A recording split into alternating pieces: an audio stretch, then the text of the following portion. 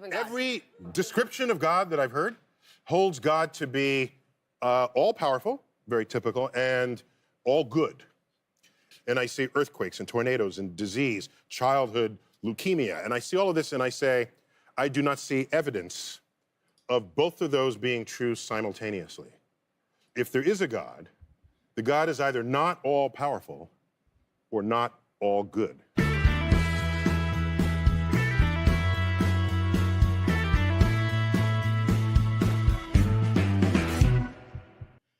I never get sick of listening to that man, Neil deGrasse Tyson. Back with us after a long break. G'day and welcome back to episode We Don't Know. It's true. It's been so long since we've been on air and so many things have happened that we can't actually remember.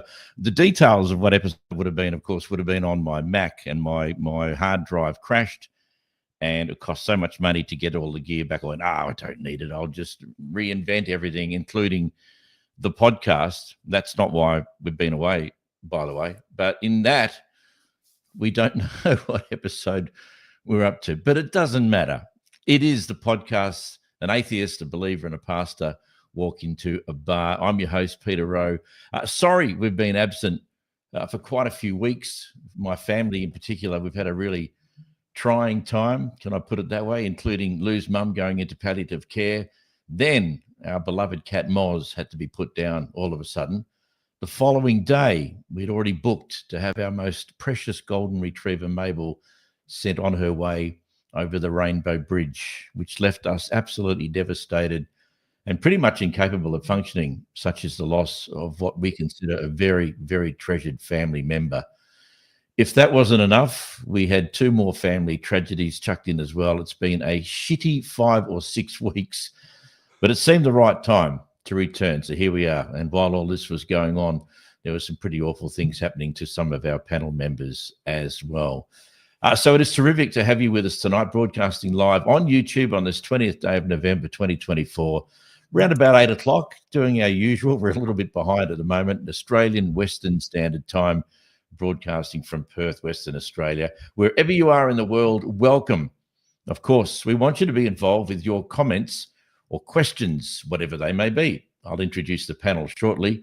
Tonight's topic is a discussion of great interest, I think, based on what's been happening lately. Does believing in God make grieving easier? I thought that was a very topical conversation to have after the last few weeks that we have had, in light of all the grief that some of us experienced. I thought we might talk about how belief plays different roles for different people. From different backgrounds and cultures, belief in the afterlife obviously plays a big part. I know when I was a believer, the afterlife was very comforting. And now as a non-believer, that comfort has gone. And I'm left purely on my own instincts, experience, and strength. It's interesting. Joining me tonight, slightly smaller panel than normal. Rich can't be with us tonight. Suresh has his own battles at the moment, but we believe he's on the mend, and we wish him all the very best. So that leaves one believer and two non-believers with us. I've decided I'm not going to label myself as an atheist anymore, the same way I currently don't label myself as an leprechaunist, because it just seems silly. Lawrence Krauss, I got that from, by the way. Welcome, Jace and Luke. Thanks for joining in. Is Jace back with us? No, he's still having a couple of technical. You might have to let him in. Let him in if he is. Yeah, well, he's not there at the moment, so I can't. He can knock all he likes, but I can't let him in. He's very dramatic, Jace. He does this for effect, I think. Right. He likes to make a grand entrance.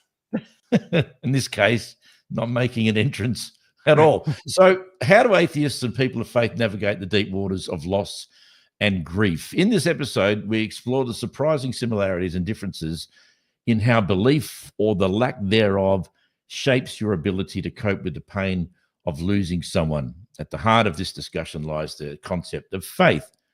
Whether faith is come from a higher power, faith in the support of a community, or even faith in oneself. Can belief in God provide solace in grief, or do atheists find strength in a different kind of faith? Let's unpack the role of trust, hope, and resilience in the face of life's hardest moments. And it seems you're the only one here. And coincidentally, I did have you down as the first point of reference and question, Luke, start with you on the subject of dogs, because you and Tash and Lou and I have experienced loss of some of our beautiful dogs in the last couple of months. So I thought it might be a good way to kick it off. How are you going? Yeah, mate. My heart goes out to you and Lou. Thank you. It's. I mean, we've spoken obviously offline, and it is one of those things that I feel that unless you own an animal, you own a dog, they've been part of your family, and then they pass in whatever circumstance. It's. I don't think you can understand how real that grief is. It's not a commodity; it's a family member, and we've had two little puppies or two little dogs for 14 years. They were the only two in the litter, a brother and sister. They were twins. And the boy, Charlie, he passed away earlier this year, so maybe 6 months ago. And that was very, very difficult time for the family, very difficult. And not, he was very old, 14, but not in the best circumstances. He went downhill a bit too quick, so we didn't have the opportunity to give him the exit that he deserved.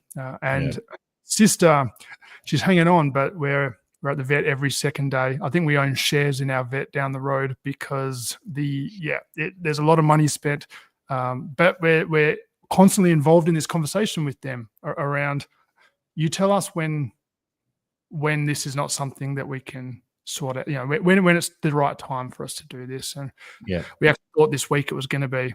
She's been a bit quite unwell and has turned a corner for the time being, which has been really positive. But we were prepared. We were very ready to do that. And it's hard. We know it's around the corner and it's going to be very, very different in the house. So, but obviously you've had a big loss recently as well. Yeah, well, similar ages, of course. Mabel was just a bit over 13 when we lost her. That was a gradual decline with her back legs not working and watching her try to struggle. They're so stoic. She did give up in the end, and we were lucky enough to have the vets actually come and visit us, the vets that have been treating her, to come to our house and out the front together with our daughter. And it was just the most extraordinary experience, one that I'd never want to have again. But it was also beautiful, because she had a look on her face I'd never seen before, and that was, I'm ready. And I don't want to talk about it too much because it's still fresh and it's real and it's painful. And it's been like 4 weeks, but things just trigger it, and it feels like like yesterday. But she was ready.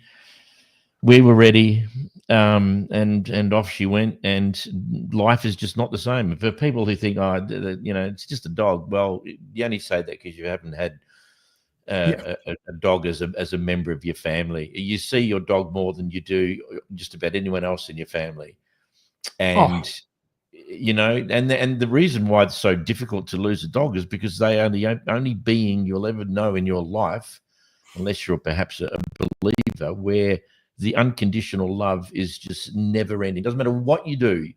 They just are so happy to see you every second of every day. It is extraordinary. You don't get that from people. No. Dogs are much nicer than people. Yeah. Much purer.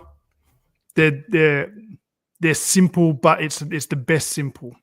Intelligent, obviously, but just there's a purity, like you said. It's something that it is good for the soul, and there is a real bond. It's amazing, actually, for two creatures that can't communicate with words, really, in any capacity, other than a little bit, like they understand instructions and things. The bond that you share is phenomenal. It actually, it shouldn't really work, but it does. And you read their eyes, you read their, you start to pick up on things, and they read you. They're that's the beautiful thing. They're so intuitive. If you're struggling with something, they often know before you do. Yeah. Or what's incredible, when Tasha's pregnant, I think nearly every single time, but there's two of them that really stand out. before we even knew, after the first one, all through their pregnancy, the dogs were a bit weird. They behaved differently. And then I think when she got pregnant the second time, before we even found out, the dog started acting that way. And that's actually what led her to kind of do a test and whatnot. But they knew, they have this sense, they know us better than we know ourselves, I think. Oh, look, they can smell, in some cases, cancer. They can smell epilepsy on certain people and stuff like that. They are extraordinary. And Lou and Mabel had a special connection. Lou and her girlfriends and I, without her knowledge, bought her Mabel as a little puppy. So they had an incredible bond. She's had dogs all of her life, but there's 2 dogs she said that she calls heart dogs. And one of them was Mabel, and the relationship they had, she's really still struggling to just, because they're not coming back. Monty, who's turned 13 today, is still looking around going, we were both puppies, my sister. We were together all our lives. Where is she? How come she's just gone? And you can't explain it. You can't tell him. Yes. He doesn't get it. He just is acting really funny and goes to lay in her bed sometimes and just looks like he's going to cry. It's devastating. It really is. And so people say, and understandably, I'm not doing that again. That's it for me. I can't go through that pain. And I totally appreciate and respect anyone that does that. And I know a few people who have. I think I'm in that camp at the moment. So am but I. Again, never say never. Maybe once time heals. But I truly feel at this stage that once, it's going to be so hard to say goodbye to Lily as it was with Charlie. Yeah. But it's an inevitability, and just that pain is something that you go, I don't want to. I need some time to think whether I want to even do that again. But it's hard because the joy that they bring so far outweighs the pain at the end. But I don't know. It's hard. And I do get it. For you guys too, because you got young kids, whereas our kids are all growing. But even the night before, we had the grandsons and all our kids came over, and we had just a big Mabel-a-thon where we bought just whatever she bought. She hoed down what was it, Hungry Jack's, I think it was, a burger and then a cheeseburger and chips and fries. She just was able to pig out to her heart's content, and she loved it. And so did Monty. We gave him some as well to share. And everyone just laid down with her on the carpet and said their goodbyes and farewells. And it's hard, mate. So hard. Yeah. It's one of the reasons why I didn't want to come back and do this podcast, because I knew I wanted to talk about Mabel, but I knew what it would be like. Just such beautiful creatures, absolutely beautiful, and it's just gut-wrenching. It really is.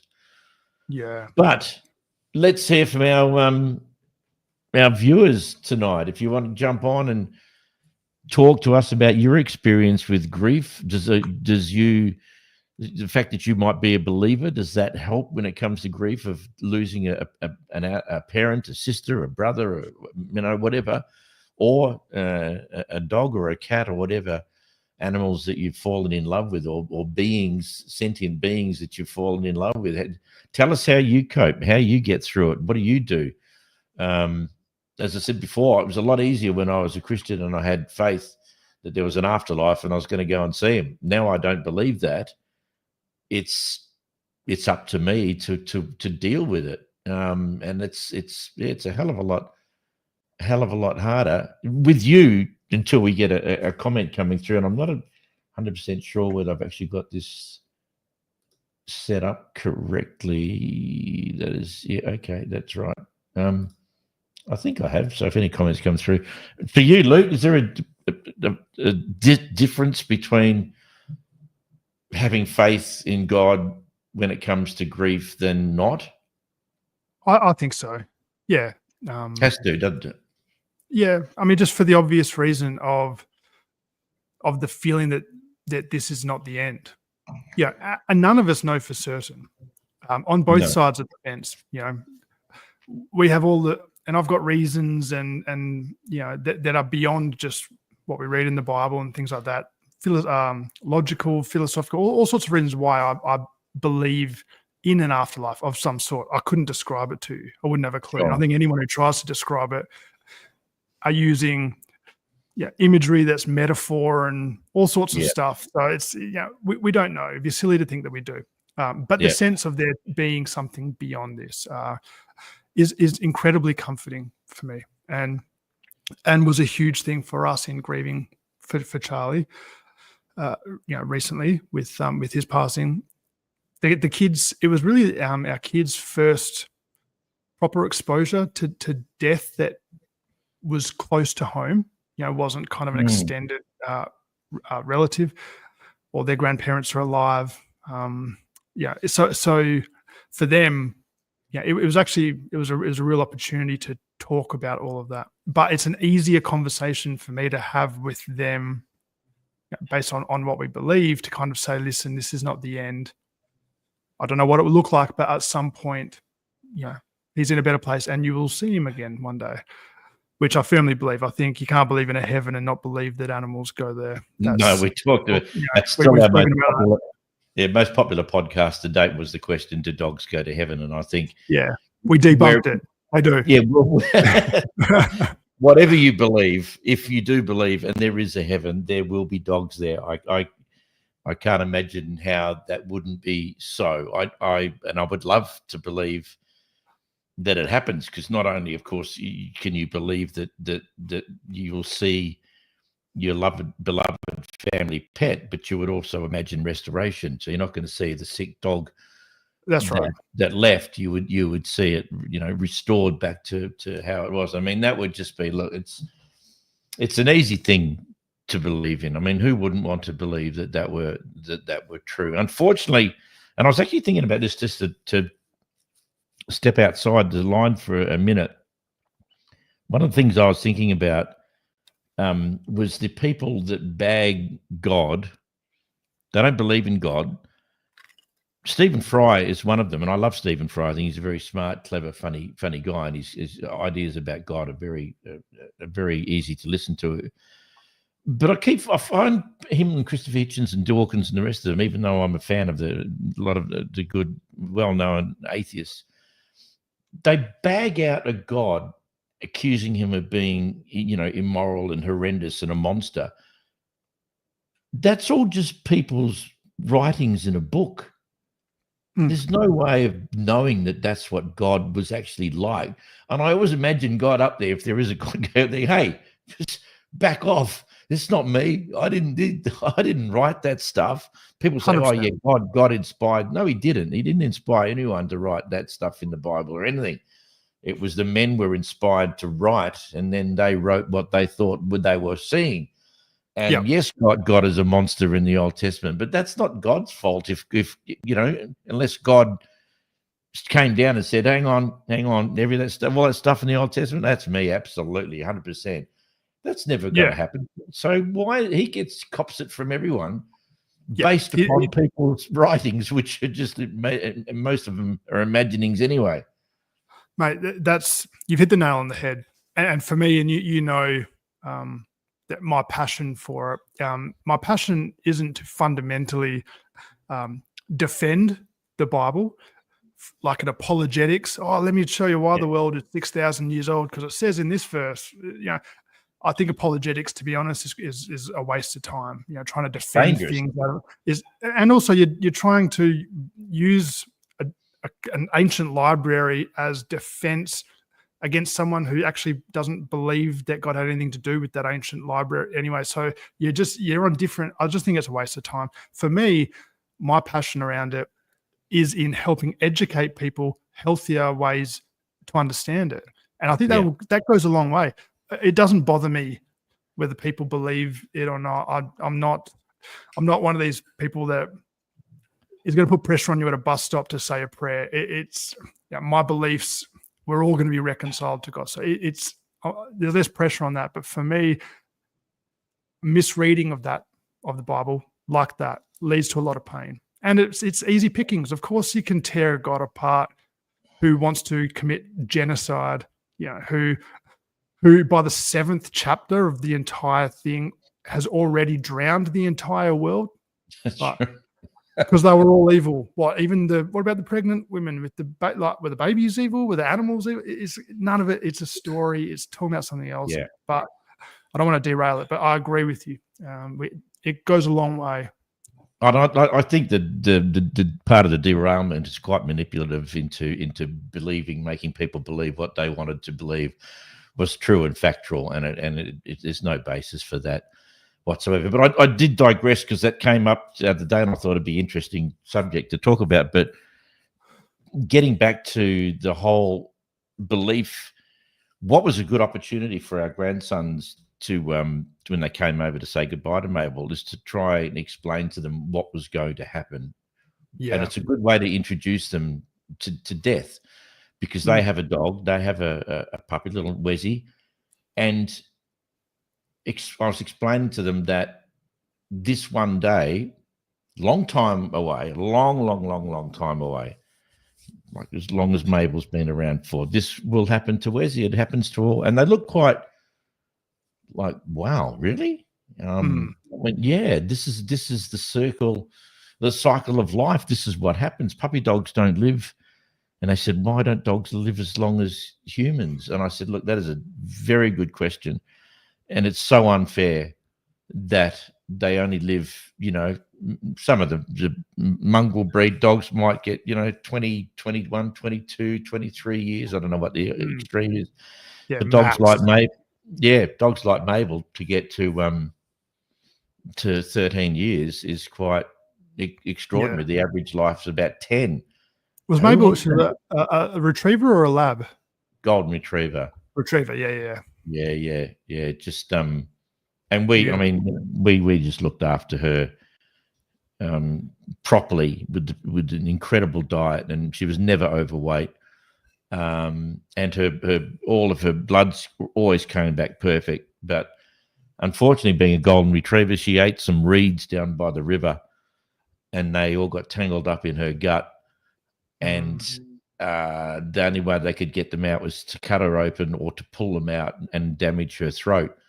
She was too old to be put under, so they tried to pull them out, and it damaged her larynx, and that caused a condition which ended up affecting her legs. So it had nothing to do with anything else, just being a guts of a golden retriever eating anything and everything. Yeah.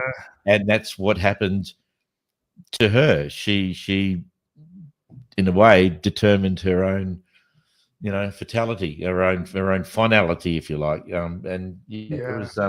It was so avoidable, but that's all they live for. And the boys kind of, I said, that's what's going to happen. I was reluctant to say this is what's going to happen to Wes, because I didn't want them to think something bad about that now. But I was just trying to explaining and putting into perspective. I said, the next time you come over, you need to understand that Mabel won't be here. She'll be gone. Yeah. She's going to take a beautiful walk over the Rainbow Bridge because she's old and she's tired and she's sore. And that's the cycle of life for her.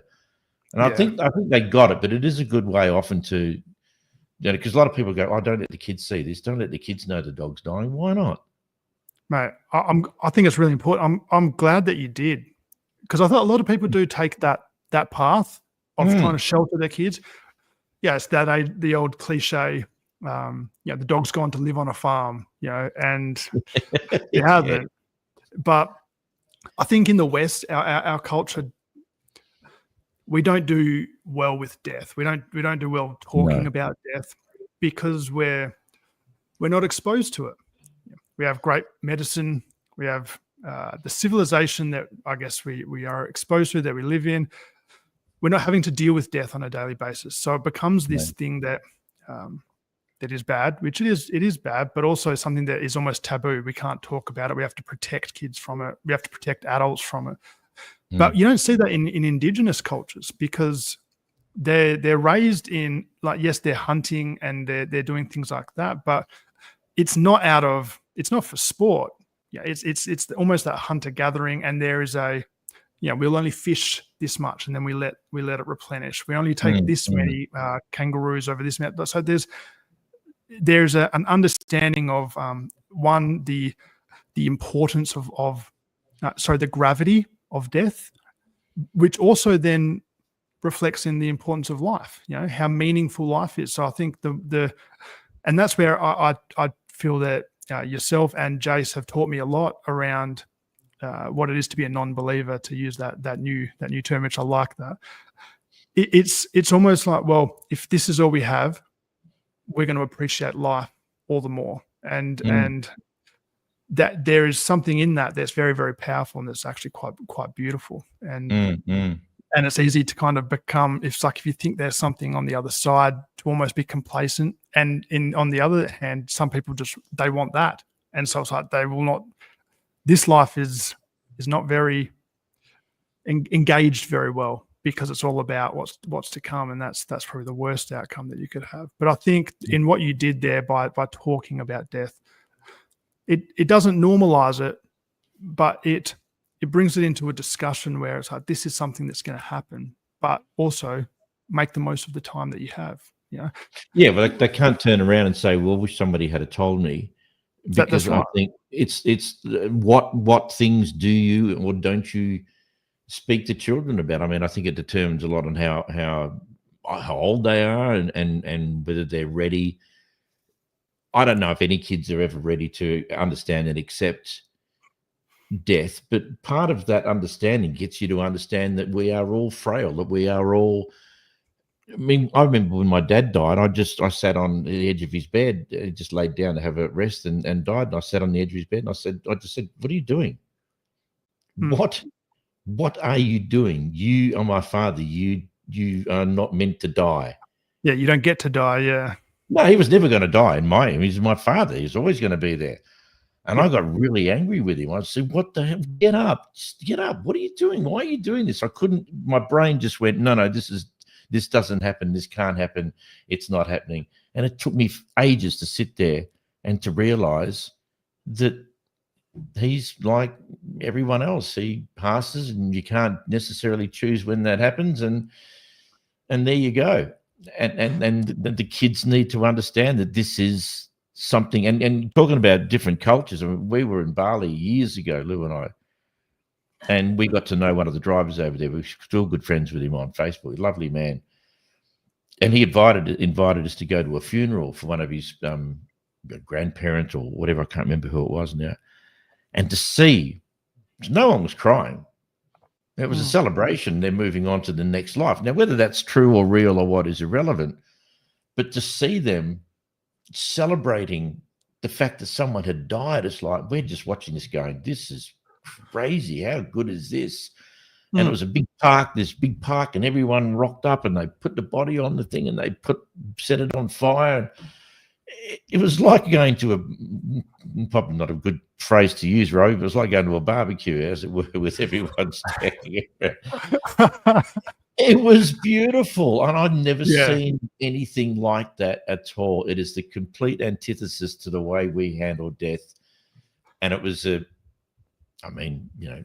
we're very much, of course, of the very stoic English way of dealing with death, as we would be, being who we are, and most Western cultures are pretty much the same. But it was great to see death being treated with so much respect, of celebration. And I know we celebrate the death of Mrs. Smith or whatever, but we're not celebrating. But we say it through tears. Yeah, that's right. And there's so much to learn from that. And I've got two thoughts on that. Number one, we should do that. And that doesn't mean that they don't grieve or they don't cry or there's no sadness.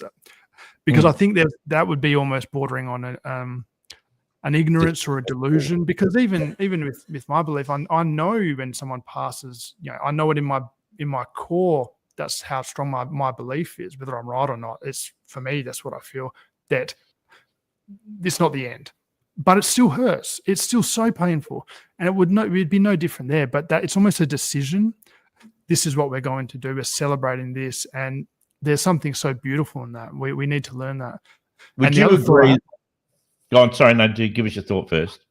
The other thought I had around that was, even if I've said many times on the podcast, I personally believe that how our belief functions is actually more important than what we believe. And I think a variation of that in this case would be, imagine if what I believe is wrong and what they believe is wrong and what you believe is right, that there is, it's just, that's it, that's the end.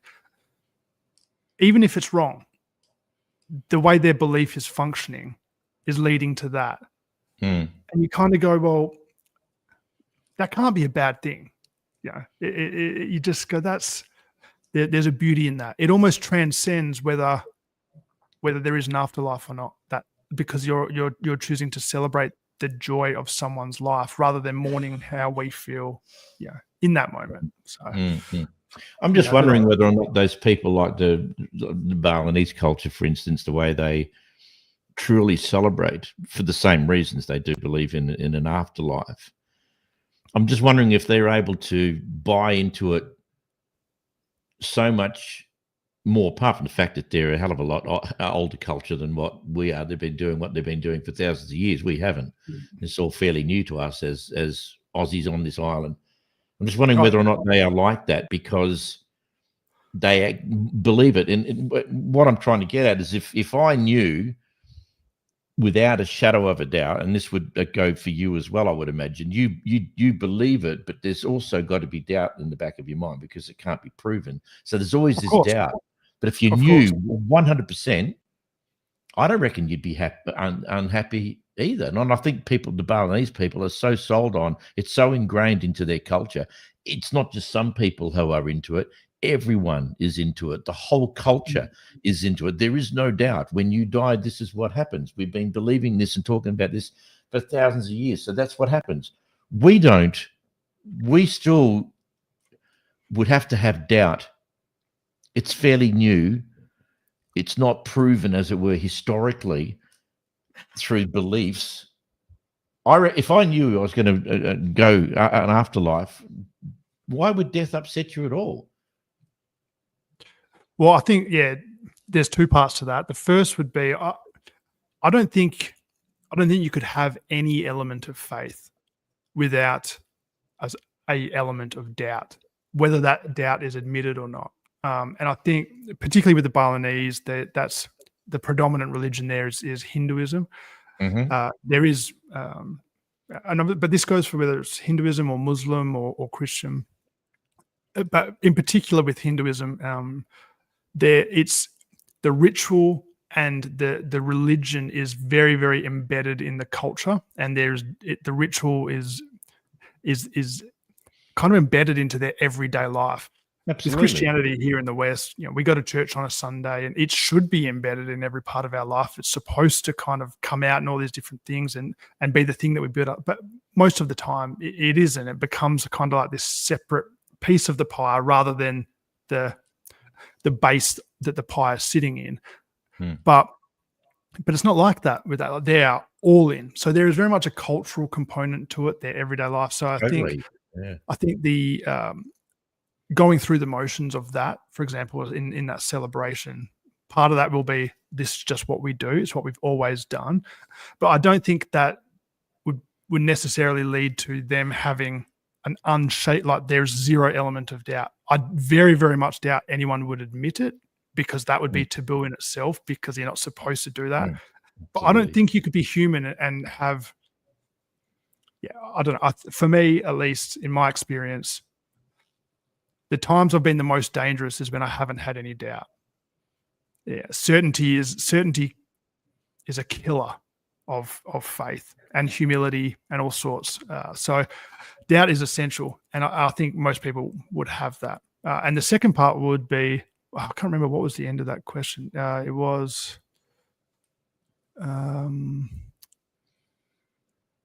why would you fear? Yeah, why would you be upset at death if you had this 100% faith? Yep. Well, I think because you know that your life, you're still here. Yeah, for me, that was really the grieving, particularly with Charlie passing. It's kind of the sadness was around, this house is not going to be the same anymore. The family is not going to be the same. We're going to miss you. And knowing that one day, hopefully in a long, long, long time, I believe we'll be reconciled and get to see him again. Even with that very, very strong belief, it's still sad that that's got to go along. And you know what the hardest thing has been is our youngest, Eleanor, the kids were really good. They were very sad, but they understood it all. Eleanor, being 3, could only understand so much. So it was explained in more basic detail for her. But to make sure she understood, he's not coming home. And her trying to process that over quite a long time, probably over a couple of months. It would just be randomly in the car. She'd just say, "Dad, Charlie's not coming home, is he?" It's like she just remembered, and so and every time it's like it rips your heart out. You go, "No, baby, it's not." Or the kids say, "I miss Charlie. It's sad that." So even with this understanding that one day I feel we'll see him again, it's too long away. It's really sad. There's a part of us missing. It's. I'll look at and I don't think. I think if you knew 100% that there was not a shred of doubt, it would be a lot easier to handle. But the one thing about the reality of life for all of us, and you even as a believer, I think would agree totally with this, that the only things that aren't contained in doubt is science, because it has the ability to prove conclusively what is true and what isn't. And science is not the endeavor of truth per se. Most of its endeavor is to try and find faults in what they believe to be real and true, which is why they're constantly reinventing the wheel, because they're coming up with more information to prove or disprove, in order that they would then be able to conclusively make a statement about something. That is the only realities that we all have to live with, which I did when I was a believer.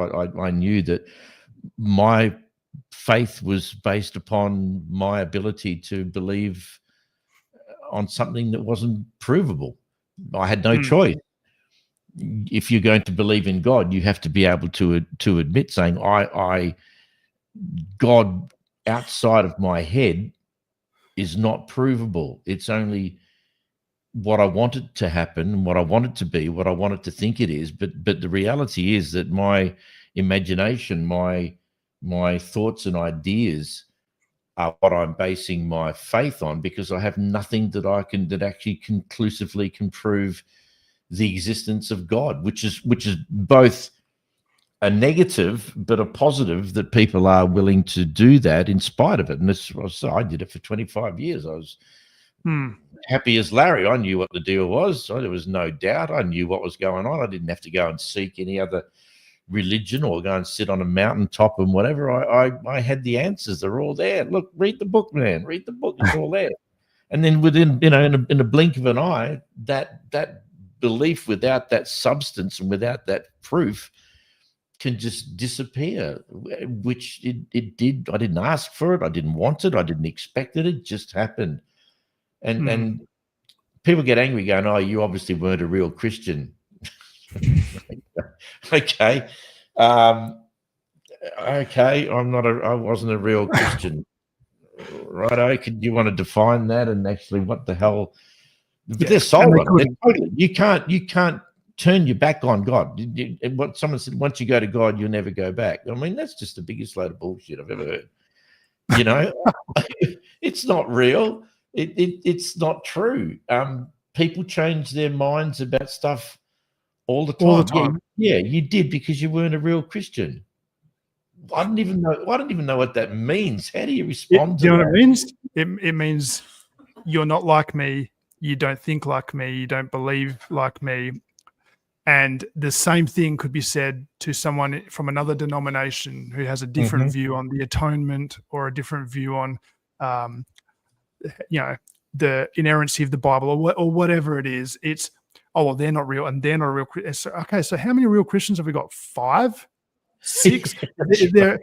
Is there an election of 200? And how did the rest of them get it so wrong? Yeah, it's absurd. It's ridiculous. And it comes from insecurity, because you know what it says? It's people saying, it scares me that you have questioned things and walked away, and I'm not prepared to ask those questions because I might not like the answers that I get. And therefore, the problem isn't in the questions. The problem is in you weren't a real Christian. Do you know what I mean? It completely lifts any sort of wrestling or responsibility to go deeper into a faith or to ask questions. And for me, anyone who asks questions, I have enormous respect for. The same amount of respect, whether they choose the path like I have, or like Rich has, where we've wrestled with those questions and our faith has been transformed. It's very different to what it was, but we've remained in it. Or whether people have asked those same questions and have gone, I actually don't think they suffice, and I'm out. I think this is both of those paths for me have a lot of respect because it comes from someone who has had the courage to ask the questions in the first place, which is important. And for me, I can't remember what it was that you were saying before that. I had a point to say. Was around. I don't know. It'll come to me. What were you saying before that? What do you expect me to know? Have we met? Oh, mate, we're as bad as each other. It'll come to me anyway. Well, I usually write all down my notes. So if anyone watching, if you ever see my head down, it's because I'm writing notes. Because I live by the best saying I've ever been told in my life, which I taught my kids, and they live by it. If you God, now I'm going to have trouble forgetting that. If you do what you want to do, if you do what you have to do when you have to do it, the time will come you can do what you want to do when you want to do it. In other words, if I just say, I'll come back to that, I won't come back to it, and I'll forget. So whenever I think of something, I go and do it straight away and don't rely on my memory to come back and do it later. It's a famous saying by a guy called Zig Ziglar. Oh, yes. You probably heard of his name. He's if you do what you ought to do when you ought to do it, the time will come you can do what you want to do when you want to do it. It's brilliant. So I write down notes because I hate coming back going, oh no, I had such a good point and I can't remember what it was. Mate, that's why sometimes that's why I waffle, because I'm like, I have to get all this out because once I stop, it'll go. But I did remember as you were talking, I remember it was the science thing. Good. So when you were talking about that, and for me, I think there's this. It's a myth. It's a misconception in my eyes that faith and science are at loggerheads. That there's like this eternal battle between this thing called belief and this thing called science, and like. There can be conflict, but usually we make it, and it's actually got nothing to do with the faith or the science. It's the person who's bringing the conflict's understanding of one of those two things that's actually causing the problem. For me, I believe there are two types of knowledge. There's things we can know, and there's things that we can't. There are things that are measurable and observable, and then there are things that are beyond that we can't know.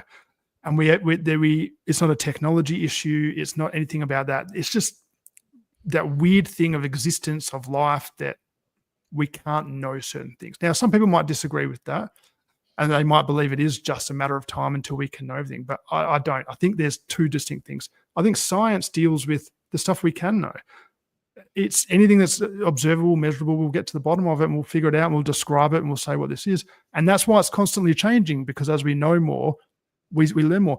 And they still play with faith because they go, we're pretty sure that this is what happens when you go into a black hole. Based on all this other information we have, this is what we theorize is going to happen. But they don't know. That's just their best guess. And then, maybe one day we'll go through a black hole and they'll be able to say, no, actually, this is what happens. But I think when we talk about God and when we talk about this other stuff, it is something that's not measurable. It's something that's not observable. It's something that can be subjective. It's something that I think we can't know. And I think we need to be okay with not knowing. And that's why there's no conflict between the two, because if you try to use science to measure that, you're not going to be able to do it. And if you try to use that to counteract this thing that we actually can measure, like the age of the earth. It's not a one size fits all either, is it? I mean, and some people need to know, other people don't need to know. There's always been a big argument, a big conflict about, you have to know facts. Well, that's who I am. I lived without having to know that for a long time, but now I find it incredibly difficult to believe anything without some degree or some form of evidence. Now, you can't just take my concept and try and apply it to everyone, because it's not a one size fits all. For some people, it doesn't matter. For some people, it really matters. And that's there are scientists who are born again believers. They somehow marry the two together. Once upon a time, that was just you either didn't talk about it, or you certainly didn't admit it, or it didn't happen. But now, and then I'm not saying I agree with that, because I think if you're a person of science, I think there's an immediate conflict between the two. But that may or may not be a discussion for later, because I just wanted to just quickly acknowledge a couple of people. Fenton, God love you. I don't know whether you tuned in every night for 5 weeks and just watched replays of this podcast, or whether you've just jagged it and come back on. But fantastic to hear from you. So Fenton, as we know, is from LA, and greetings from Oklahoma, from Dezerna. Is that how you pronounce that? Dezerna, in the States, Oklahoma. Wow, there's a couple of places I really like to go to in America, and I don't know why, but Oklahoma might be one of them. I don't know why. Maybe that's where Dezerna's from. That's why. Is that right? Yeah. Okay.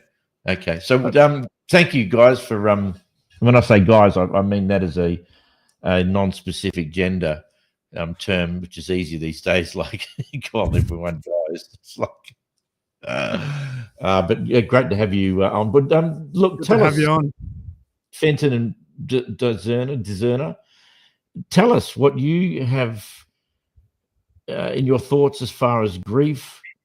The one thing we do all have in common, Luke, is that we have all grieved. I don't think there's a person on the planet, unless there's some incredible psychological impairment or whatever, but we all experience grief, and there are multitudes of layers of grief. When we just came back from Augusta on the weekend, a pigeon ran in front of the car and it just splattered. And it's a beautiful animal, just minding its own business. I thought we had an agreement. I hate that. Oh, I thought we had an agreement with pigeons that they don't go in front of cars. We don't go in front of them. But this guy obviously was trying his luck. And it splattered. And I wanted to stop the car and just go back and have a look, see if it was all right. I felt so bad that this beautiful bird, I just caught a glimpse of its eyes as it was looking at me before I killed it. And it was horrible. So but I got over that fairly quickly. But there's other grief that we've experienced that we've been talking about, of course, of the death of family, and of our beautiful fur babies at home, cats, dogs, or whatever it is that you've got, chickens. So there's different degrees. We'd love to hear from you guys on how you deal with grief. Do you do it as a believer? Do you do it as a non-believer? What's the difference? How hard is it? How easy? Really want to get some feedback, because Luke and I can sit here and talk all night, but we really want to know what's going on out there with the people who have stuck with us and come back. Just quickly too, I forget to mention, Jason did disappear. I'm just going to check on his status at the moment, because he lives in a very unstable. Oh, I can see his face in Messenger. There's a video talking to me. Maybe if mute your mic and listen to the video.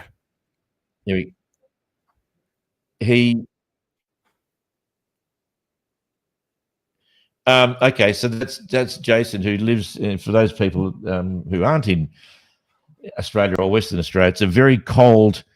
It's a hell of a lot closer to the South Pole than what we are, in a place down southwest called Albany, which can have some pretty crazy weather at the moment. I could hear him then talking to us, bucketing down, freezing cold, blowing winds. He doesn't have the kind of technology that we have and the stability of it to be able to have a strong signal. So he did join us at the beginning of the night, but has since disappeared. By the sounds of it, Albany might not even be on the map tomorrow, so we'll find out what's going. So that's what's happened to Jason. So it's 1-on-1 at the moment. But you couldn't pick a better couple, though. It's probably the two top out of the whole panel, I would have thought. us two, the A team. Yeah, that's right. The A team. Yeah, I so at wouldn't least have. I wouldn't have said that because it would assume we're just saying that because they're not here to defend we are. themselves. But Yeah, we are. I'll take that as a fact. That's not faith, mate. That's fact right there. That's science talking, brother. Fenton, it's so easy to change who someone was after they died. That is true. I try to talk about memories about the person to maintain the truth. When I don't do that, I lose track of who they were without throwing in. That is so. Just on a follow-up question on that, Fenton, do you find it really hard to remember? Like both of my parents have passed, and I can't remember what they even sound like or what it's like talking to them. And the further we go down the track, the harder it becomes. There's this weird disconnection between people when they're alive and when they're no longer with us, and you just got nothing but memories. And that's a part of what I think Fenton is talking about. And then go on. So, he said, without throwing in my hopes, was the end of that. Yeah, and then I think you've got discerner. Sometimes I want to change some negative memories, hey, and just remember the good things. Yeah. But people do. Do you know people do tend to be glorified in death sometimes? You know, someone who no one really likes, and then suddenly everyone's saying really nice things about them that they didn't say when they were alive, but then they're saying when they're dead. Oh, absolutely. Sometimes that's just the awkwardness of a funeral, you know, where you're trying to but do you know what? I haven't actually thought about this. That both Fenton's on the money there, and discerner's spot on. I think everyone's the same. I think everyone would want to change those negative memories. And what Fenton's saying is that we actually do, whether we realize it or not. Of course. And I've never really thought about it. I know that history isn't fixed. Yeah. Anytime we recount history, even our memory, ask a police officer when they're speaking to witnesses. Our memory is a funny thing. It changes. It's not foolproof by any stretch of the imagination. But we kind of think, well, that would be a bad thing that we change the memory of someone. But I don't know if it is. Now that I'm just thinking off the top of my head, maybe there's something beautiful about letting time heal wounds, and it's different. It's different. I'm not saying that people shouldn't be held accountable or anything like that, but the memory of someone, maybe that's just how we're built, that over time, those bad things that hurt us when they're alive, because they keep happening, they start to drop off, and we only remember the good things, because all of us, human beings, we're inherently good. Don't listen to the crap about original sin. That's not good theology. We're made in the image of God. We are all inherently good. Now, stuff goes wrong. We don't always act the best, but maybe this is our way of kind of time doing its job, stripping away that, so that what we're left with is a memory of just the best of us. There is something beautiful about that. Do you remember growing up being told don't blame your parents for things? I think everyone's been told that. There's always a propensity to kind of think of the parent as being the sole reason why you grew up being a little shit. And I have a bad habit. I'm talking to a therapist on a weekly basis at the moment, talking about my past. It's so easy for me to only think about all the bad things that they did that have impacted me, to the point where it becomes almost impossible to remember the good times and the good positive things that ever happened. So I've had to now, in my preamble, it's often saying, this is what I remember. I cannot guarantee you that this is what happened. My memory has and will change over time, as it does with people who suffer trauma. You eradicate that part of the memory from your brain so that you don't have to deal with it or face it. But then you go to therapy and try and unveil and reveal what it is. But I often find myself trying to remember the good times, and they seem so much more difficult to remember than the bad things that happened. and then trying to figure out whether or not life was really that bad, or are you just deliberately, subconsciously remembering the things that make you sad and unhappy. And look, it depends on your your upbringing. You know, some people have a beautiful, lovely upbringing. Some people don't. I've got a lot of bad memories about my upbringing, of which I won't go into. But it's very difficult, and for those people who perhaps are a lot younger than me might find that, you know, difficult to wrap your head around. But for someone my age, and as you get older, and for those people who are wondering, just so you think, oh, you're only a young'un yourself. I'm 68 in January, so I'm not a kid. So I've been around the traps a few times, and you do change dramatically. The difference between 50 and 60 is extraordinary. It really is amazing, because that's meant to be the happiest time of your life, because you've got rid of all the crap that you went through to get to that age, and they should be the golden years. Once you get over 60, it even's supposed to get better. But you also become a grumpy old bastard, so just ignore me for that. But it does change. It really does. Now, I think you're spot on with a lot of that. It's a bit of a cliche. The whole, therapists just want to find the childhood trauma and blame the parents for that. There is so much to it. There really is, and I've had a lot of experience in therapy.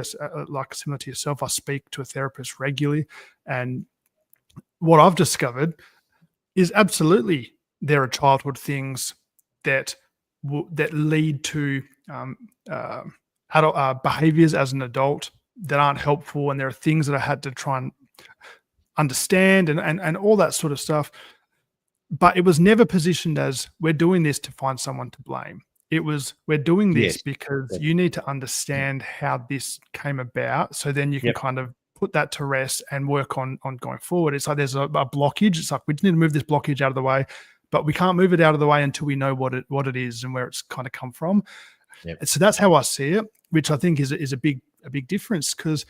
And I, as a parent, I take great solace in that, because even in the best family situations, I'm talking those TV families that you can't, the Brady Bunch type, you go, how is this even possible? Even in those families, they're still messing their kids up. I'm telling you right now, every parent messes their kids up. Every parent does, because it's impossible not to, because you are responsible for this kid too. At the earliest, they're 18, right? Even if it capped at 18, that's 18 years of never losing your cool, never, letting your own stuff bubble up and affect the family. We all make mistakes. We mess up. Now, clearly, there's a difference between that stuff and sexual trauma or some stuff that people have been exposed to. I'm not saying that they're synonymous, but at the same time, there is no escape from childhood without trauma. There is none. I agree. The best you can hope for is you get out with normal trauma and not something that's really bad. But I think, for people who have gone through something really bad, that would be very, very difficult. And what you said earlier around, it's hard to think of the good because you get preoccupied on the bad. Well, that's because the good shaped you as well. That good parts is what made you into the person that we all love and respect, and who you are. But then there's stuff that you probably deal with that we aren't really privy to, that you would struggle with, that come from the negative. And it's always the negative that's going to be loudest in our head. And they're the obstacles. So it's hard to focus on the stuff. You kind of drill in on that. But I think once it's done, over time, there's healing. That's what we're talking about. There's like a healing. It does link into the grief thing, doesn't it? Because it's like this over time, something happens to the stories, to our understandings, and that it's the same thing. And therapy is a big help with that. And when you're in therapy, that's what you're there to talk about something that's wrong. So you're not likely to sit down and talk about all the great parties you had throughout your life, because you're not going to achieve anything. You have to focus in and hone in on things that you have determined have caused you problems and issues. Yeah. In my case, most of the things that I can remember that was traumatic when I was a child weren't even a thing till 10 years ago. They just were there, tucked away in the background, just buzzing along. And I'm seeing this therapist and that therapist and all over the place trying to figure out what my issues were. And then suddenly I remember talking to my GP and I said something about, what it used to be like when I was a kid. And she went, "Oh my God, are you serious?" I went, "Yeah, what's with that?" She said, "That is incredibly traumatic. That's a clue on what issues you've got now." And I went, "Really?" She went, "Oh my God, that's horrible to have gone through that." I thought, wow. And then suddenly there was another one and another one and another one and another one. I'm going, okay, I'm right. You don't know. It's just your normal. No, right? You got nothing to I knew it compare wasn't good. I Yeah. knew they didn't conjure up good memories, but I couldn't understand the impact on the now until I started going through all of this. And I thought, oh, my goodness gracious me, I've opened up a Pandora's box now. This is going to go on for a long time. But I just want to jump back while we can, Luke, to comments, because I like what Fenton said about often attaching people. They're talking about people in movies, and when we're talking about the death of people that we know, often I attach them to people in movies. I see that's why I like to talk to others who knew the person. That's interesting. That's cool. I'm going to spend some time thinking about that later and work out. And there's this other woman, I don't know who she is on here, mate. She just keeps getting on. Some woman called Tash Feeney. I mean, I don't know. She's been following me around. Yeah, I saw that. I thought typical. Yeah, I changed my numbers. Yeah. She's not helpful. Not helpful. Nah. And we are joshing for people who are listening or whatever. Tash is in the last 6 months I've discovered, mate, you are married to an unbelievably gorgeous, caring, loving. That woman has a heart like freaking nothing. Seriously, she is. Yep. She is amazing. You're everything that she has made you into. Oh, tell me about it. And I've got a long way to go. It is true. She's just one of those special people. She's just amazing. She's been so lovely helping us with dealing with the grief and the things that she has done to soften our hearts. It's something else. It really is something else. I agree wholeheartedly. You're a lucky man. Fenton, I'm kind of okay with people forgetting my faults when I pass. I also have a lot of fun remembering things that annoyed me and laughing at how silly it was to be mad at them over something so small. Gosh, don't we do that? It's so don't true.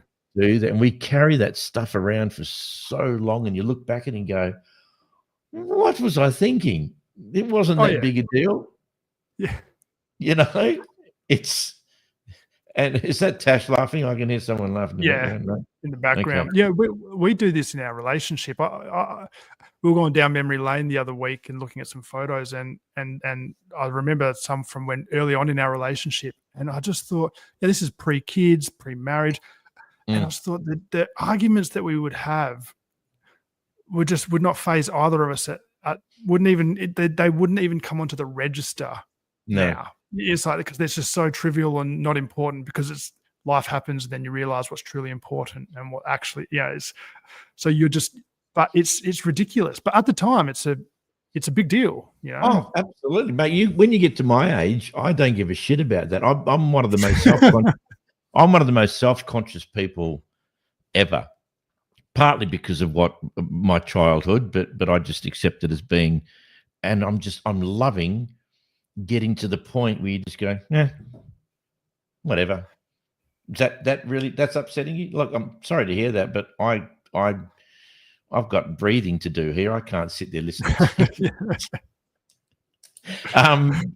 Discerner, they say we are emotionally wired such that it takes 9 positive things to counteract just one negative thing. I've heard something similar to that. Yeah, I've heard that. That could be really, it takes 9 positive things to counteract just one negative thing. That sounds like a good theory, and it may be practical. I don't know how you put it into practice. I'd have to investigate and have a look more at that. We are emotionally wired. Yeah. This is great. I really love all this stuff that you guys are sharing, because everyone, if you only think it's wise people with degrees after their names that know what they're talking about and can contribute to the experience of life and love and all of that kind of stuff. This is there to prove that it's absolutely not the case. Everyone has. Who was it? It was Mark Twain, I think, who said there was never a dull life. That every person's life could make a brilliant story, a brilliant book, or a brilliant film if you were able to compact it all into a couple of hours. Wow! And some of the people on here tonight, I mean, this is crazy stuff. It's so good. Isn't it interesting? We do that when we have to prepare a eulogy. It's like you have to condense someone's life into this, and you learn stuff about them. You're like, oh, really? They went to this school and that, because you've got to find out all this stuff. But trying to condense their life, and it's always an amazing story. And you just think, wow, I didn't know any of that, because you don't think to talk about it. I loved what Dezerna just said around that. And I think, that's the sort of thing that's hard to measure. But when you look at experience, everyone, the experience, well, most people, everyone that I know, it's certainly me, would say subjectively, that's how it feels. It's when I was preaching, I would preach and I would get a whole bunch of people come and they would say all of these great, that was really good, that was this, that was this. And there'd be one who said, I disagreed with that, or I didn't like that. Or I would get actual true feedback from Tash or someone else close to me to say, actually, it was good, but you labored here, or you waffled, which shock horror. You can't imagine that happening. But and you know what? That's helpful. That's constructive feedback. And it was sandwiched with all of this other stuff. It's like saying, 90% of this was great. Just work on this 10%. And I would be devastated by that 10%. And that's that's what I would remember. That's what you'd think. And part of that's a maturity thing. You try to grow out of that. But I think that wording from Dezerna, emotionally wired, well, maybe we are emotionally wired. There's a sensitivity there that you don't choose to have on or off, but you're drawn to it. It's very hard. The practical test, of course, is taking the 9 positive things to counteract the one, of course, negative thing. I remember reading a story. It was an ancient. Gosh, I can't even remember what culture it was. I know it was Asian. I can't. Yeah. Anyway, it wasn't Confucius or something like that, about a guy who built a brick wall, and all of these thousands of bricks were just absolutely perfect, and there was one just had a tiny little angle out of it that made it stand out, and all this person could do was look at it every day and just hate the job that they had done, hated everything about it. 10,000 stunningly accurate, or 9,999 bricks, and it was one just the smidgen out that you and I wouldn't have even seen. And because of that, he hated and wanted to destroy the whole wall. I'm so much like that. I know. I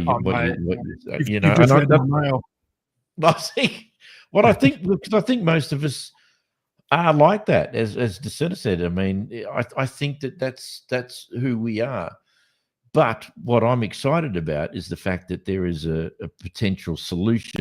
I'm always looking at better ways of doing things and more efficient ways of doing things. If you can get rid of that one negative thing by taking 9 positive things, that I'm interested in unpacking that and see what it means. What I love so much about doing this podcast, and it's often I dread in some ways it being this intimate, because I get scared that we're going to forget about things to talk about and lose where we're at. And then tonight's proof that doesn't necessarily happen, because if you do it respectfully and you do it listening and caring about what the other person's saying. But I just love being able to sit here in my little office and be talking to people from other places in the world and listening to what they have to say. I don't think they quite realize just how much this means to people like us. I mean, we're no one. We're just a couple of blokes, a couple of Aussie blokes sitting in our homes with the kids in bed or whatever. Well, my kids don't live here anymore, but and just engaging with people on fascinating subjects. The whole tonight was meant to be about belief in stuff, depending if you're a believer in God or do you believe in the afterlife, even though you're an atheist or whatever. But it just goes off in tangents, but they're really interesting and then very educational tangents. It's fabulous. I love it. What I've loved about it is, the God thing is, it's like we kind of know our positions, and it's great to talk about. It's interesting, and we do, but I think that the best part of this topic is talking about grief. But we've kind of been navigating through grief, but also life, so and balancing the two, and what happens after death, not just going to heaven or going somewhere or beyond what we understand, but also what happens to us that are left behind. What happens to our memory of that? How does it change us? Imagine someone who, and how often do we hear people reconciling with family members when they're on their deathbed, because I guess things come into a razor sharp focus. It's who knows why. There's probably a lot of reasons why, but again, the outcome is what's important, and it's beautiful to hear, but it's sad that it happens then. Yeah. But I love that we've maintaining that balance with the life side of things. Like what you were saying just before around that story. It sounds Buddhist to me, because I think it might have been. Yes. I love Buddhism. I'm fascinated by it. It's a magnificent. It's probably not even a religion. It's more of a way of life. To be honest, it's less of a focus on a god and more of a this is how you should live. And the wisdom in it is fantastic. So that story, that hit the nail on the head for me, because I do that. But what happens with me is I end up, the next wall I go to build, I'm so scared and haunted by that crooked brick that I overanalyze and overthink, and the perfectionism comes out to make sure that doesn't happen again. And it doesn't lead to a perfect wall. It leads to a half-finished wall, because I'm so it's a blockage. And that's the point of that story, is to say, how sad is this? I was going to say, do you not tackle walls then for fear of not getting it right? Totally. Yeah. I've got walls I'm working on now that I'm stalling in. It's been years, and it's crippling, and I work through it with my therapist and things, but that's a really beautiful way to put it. And it's sad that maybe from the grief side of things, people realize it when mortality becomes a thing. Oh, I don't have this time. Yeah, me as 38, maybe I need more of that. Death seems so far away, but there's a beauty, and maybe this links back to what we were talking about earlier around talking to kids and having healthy conversations around death, because when you do that, it actually enhances the importance of life and living a life that is full of purpose and meaning. Whether you're a believer and you think that there's going to be a world to come, or whether you're a non-believer and you think that that's the end, the outcome's the same. It's the same life. You've still got the same. You're on the same planet. You've still got to do it. I don't know. There's a lot of threads there, but I like it. It feels like it's been on a beautiful conversation. Yeah, a couple of more comments coming in from Discerner, and I do hope we are pronouncing that correctly. To go back to science a bit, remember the idea does require prior presuppositions of self-awareness, logical principles, the ability to utilize logic in thought, and the reliability of the senses. To go back to science a bit, remember the idea does require prior presuppositions, yes, of self-awareness. Self-awareness is a funny thing, isn't it? It's both amazing and incredibly depressive when you build a wall that's got a crook with and you're overly obsessed with the fact that you're not a perfectionist, even though you strive to. Not you, I'm talking about. That's why they say ignorance is bliss. Collectively, that's right. But yeah, the ability to utilize logic and thought and the reliability of the senses, very good, very good. I like that. And another one from what's going on here? Okay, we forget how much we need before we can even begin to do science. Yeah.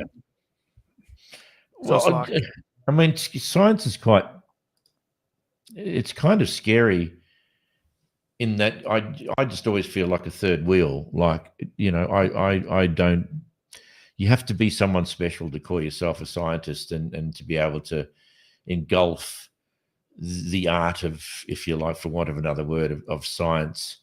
Because it's ever changing, and just when you think you're stuck on something that is 100% provable and real, and the thing about science is it will never stop evolving. One of the disappointments, I think, for a lot of people, including me, about religion is that it doesn't evolve. It claims to have all of the answers and the solutions and the truth and the correct now, and there's no wiggle room to actually expand what is, because it's all based upon historic evidence and history, whereas science is the complete antithesis to religion, because it's continuously growing and searching for the truth, and different interpretations of the truth, mainly in order to serve the people of the planet better, which also, of course, is the aim for religion in theory, not so much in a lot of people who practice it. And we talk about that before, the shredding, if you like, of people's beliefs, depending on, you want to say, oh, you weren't a proper Christian, mate. I mean, how is that uplifting or anything positive to take out of it? I think there's not a lot of good that can come out of a statement like that. It's just someone's inability to understand the different degrees. That's fear. It's more about them than it is about you. But I think, what you just described as as science, when you said it was the antithesis to religion, I could say word for word would be my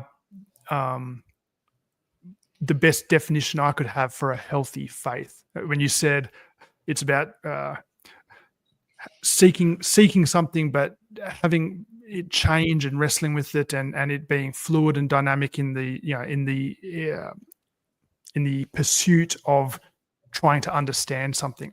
I think that is a healthy faith. That's what faith should. Now, religion can be quite static. Religion is almost like the framework for a faith, and then it's fixed, because it's dangerous for it to be fluid and, for a whole bunch of things. But if we understand, rather than religion, the idea of a belief in God, for example, I think it's a healthy thing for it to be changing. And that shedding of beliefs, you can either shed your beliefs and that lead to a point where you say to someone, well, your questions and the fact that you've left the faith mean that you were never a real Christian. That's one way to go about it, but you haven't actually really shed any beliefs. You've just doubled down on it because you're afraid to investigate them because of what you might find. Yeah. The other shedding of beliefs is, I guess the word for it at the moment is deconstruction, but it's ancient. It's built into it. It's the shedding of toxic beliefs and it comes off the back of questions and investigating and trying to seek the truth, just as you would with science to try and understand. And just as you would with science, you go, I previously thought this was the case. I now have information or experience or something has shifted, that has caused me to change this now. I now think this. Yeah. That's not being a bad Christian. That's not being that's healthy. That's a good thing. It's not healthy when it becomes static from what your pastor told you or what your parents told you, and then nothing changes until you're 100 years old. Well, that's actually impossible if you ever ask a question. Sure. Yes. So that's what I mean with science. There's so much that they're two very similar threads, but one's focused on the knowable, one's focused on the unknowable. So I don't Like, see can I- that. Yeah. Can I trust you to waffle for 5 minutes? Mate, I've been waffling for 10 already. Yes, you can. You can. Absolutely. Okay, and I'll be back. All right. I'm going to, what's Fenton say? I can't click and bring it up like Pete can because they don't trust me to be an admin, but I can read it. I like the hope of something supernatural being in the same space. I keep my hopes of amazing new technology. Being in the same space, I keep my hopes of amazing new technology. The internet blew my mind, so who knows what may come. That's exactly right. You know, I think in both disciplines, whether we're talking about faith or we're talking about science, there's still a hope. There's still an area that we don't fully understand, but we'd like to. Yeah, and I think that's that same space. It's hard for me to understand the position of a number of people. You know, if, for example, those who are atheists or those who believe that can't understand a hope or an uncertainty or an unknowing when it comes to faith, but almost turn that into following the science because there is a certainty, but yet there isn't. It's always shifting, and there's so much in there that we have no idea about. Like I said, we can theorize about what's on the edge of the universe. We can have an idea about. We say that the observable universe is however many million trillion light years across, but we're just guessing. That's just our best guess. It's still unknown. We still aren't fully certain, but that's okay. You know, we don't have to be. It's a work in progress. It's the pursuit of trying to understand the world. You know, and I see it the same on the other side. But you're right. Yeah, the internet blew everyone's mind, and we always tend to either underestimate or overestimate what some technology is going to do. I think we underestimated the impact of the internet. Yeah. And who knows, with AI and things like that, we could be overestimating it. We could be underestimating it. It's interesting, but it's also exciting. As long I'm as it's scared by it. The creator of AI came on and said he was very, very concerned about artificial intelligence would actually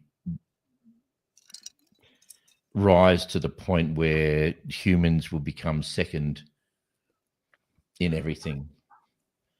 Yeah, here's my problem with that thought, and it very well may happen. Yeah, it's not about the technology. I'm not saying, that could never happen. It absolutely could. But every time I've heard that conversation, it's almost positioned as if like it's AI is this evil entity that's waiting to spring, like Terminator 2.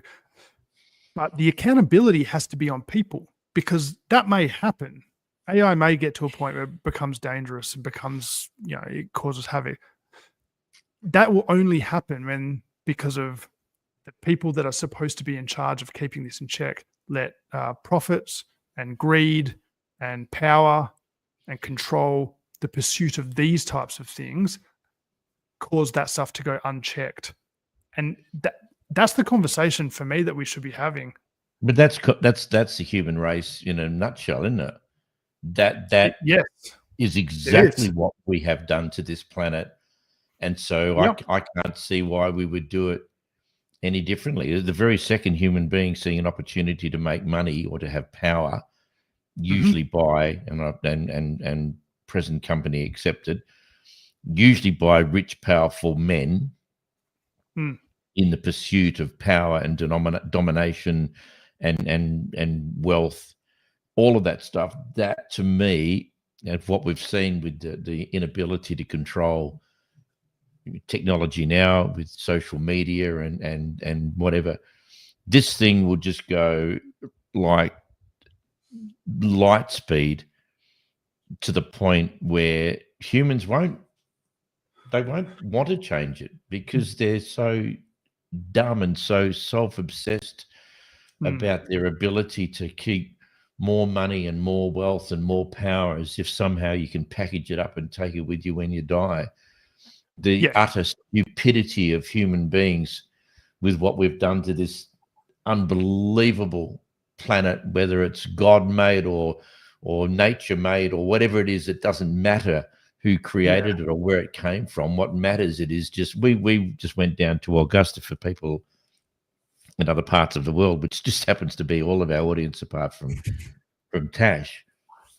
It's just the most stunning country, beautiful place called Borenup Forests.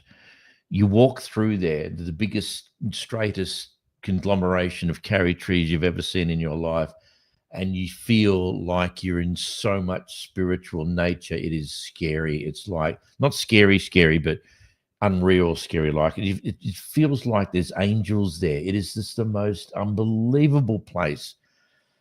And I just love going in there, just sitting in early in the morning, and you can hear just drops of water dropping down from leaf to leaf. And you look around and you go, I'm in the middle of heaven and there's no one here except me. Yeah. It is just, and as a photographer, and I've got some shots in there, which are just like, wow, you kidding me? It's incredible. I lost my train of thought. Where was I going with the forest? The destruction of the environment. And what we around the world who wouldn't have a faintest idea that this kind of beauty exists. They don't see it. You know, they live in their high-rise buildings or offices and kingdoms and don't see. How could you possibly look around at this earth and go, what the hell? Let's just destroy it. Let's just do whatever we need to do. It'll replenish itself. It's true. The earth will replenish itself. Humans will not replenish the earth. The earth will remain regardless of whether we are here or not. And it will continue on long after we have died out. We will kill ourselves, not the planet. Yeah. This is what I mean. It's easy to forget that sort of stuff when we are so entrenched in that concrete jungle. And it's not just about getting out to nature. Part of it is about the conversations. And that's what I was saying with the AI thing. The conversation being about this technology is dangerous. That's one thing, and it is no doubt valid. It probably is. But I wish I would see the conversation more about who's leveraging this technology and shortcutting safety checks and all the things that should be being done when it comes to this sort of stuff to beat a rival competitor to market so they can be King Dick on Silicon Valley or whatever it is, or to make an extra billion to go with their 200 billion that they've already got. Yeah, that no one's calling that out, but instead it's almost an excuse to say this technology is this latent evil that we better be careful, and one day it's going to do this. It's like, well, we don't stop it by changing the technology. We stop it by keeping people accountable and changing this, and that's You only need another Zuckerberg to create mayhem. How that guy could do what he has done, seemingly unaccountable to just about anyone because he's so filthy rich. You only need another Zuckerberg to get hold of AI, and no doubt that's probably already happened. And I don't like I'm only negative about it because of fear. I don't know enough about it other than it has directly impacted my career, my work as a voiceover artist. AI now is king as far as that goes. You know, if you want to get an audio book written or whatever voiced, you don't come to me. You go to a studio and pay half the money and get it done by AI. It doesn't sound as good. It's not as good, but a lot of people don't care. Oh no, absolutely, yet. 6 months will probably be indistinguishable, and that's the scary thing. Totally. So I just I think about all the good things that can come of it when it comes to science and when it comes to medical. issues and disease control, all that kind of stuff. AI will just be absolutely amazing. But history shows us that human beings can't control their greed, their selfishness, their irrationality, their inability to consider the long term. If I play out this movie, how does it end? They seem incapable of playing out that movie and seeing how it ends, just going ahead and doing it. Anyway, Jason, who couldn't be with us tonight because of technology, you can't keep a good man down. He's jumped on saying, what if AI is the next step in the natural evolution of, and I don't know whether he deliberately left out a word there or... He's got the next one. Oh, what if AI is the natural evolution of humanity? Why should we be scared of it if it means more knowledge, more understanding, and even possibly eternal life? Whoa. That's a package and a half there. Let's just unpack this bit by bit. Okay, Zuckerberg. Isn't it? That's right. You're not fooling anyone. First there was Zuckerberg, now there's God. What if AI is the natural evolution of humanity? I find that a contradiction in terms. How can artificial intelligence be a natural evolution of anything, let alone humanity? Why should we be scared of it? What's the unknown? If it means more knowledge, more understanding, and even possibly eternal life, more knowledge and more understanding of what, though, Jace? Of what? Is followed up with two more. Why would consider ourselves the final step of evolution? Beep, boop, beep, boop, bloop. He's a robot. He is the AI. Yeah. I liked it better when we couldn't hear from you, just quietly. How has he done it? He sent it through carrier pigeon. He's somehow managed to get online. He's got a pet kangaroo in Albany, and he just put this note to its back and sent it up here. Get him, Skip. Do you want to? I've got a thoughts, but do you want to go first, or want me to take it? On what? On this, the AI being natural evolution of humanity. Go on, yeah. If you want to respond and feed him, that's fine. I don't mind. Feed him. I liked what you said. I think you summed it up pretty good, being a contradiction of terms. Yeah. Well, it is. Yeah. I mean, natural evolution, humanity can't go hand in hand with artificial intelligence, I would have thought, but I might be wrong.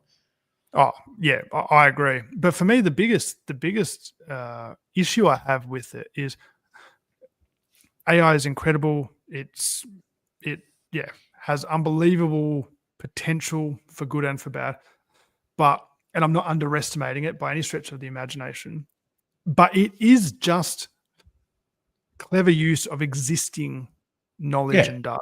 And that existing knowledge and data comes from humans. So even if they wiped us out tomorrow, well, they're capped with the existing knowledge and data that they have. Yeah.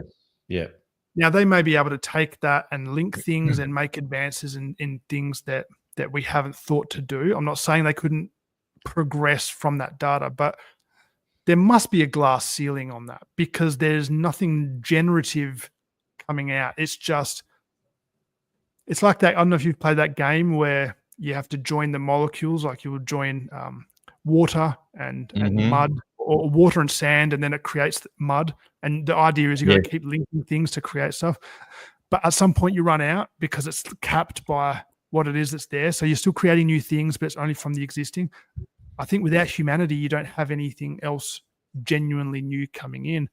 It's like artwork. It's not real art. It's just coming from that. So I couldn't see it actually doing it. If it did wipe us out and it was the last man standing, so to say, it'd be a sad state of affairs. But I don't think that means that it would be the last point in human evolution. I don't think it means that it would have eclipsed humanity because it's not human. It won't happen in our time anyway, so I don't care. It was famous.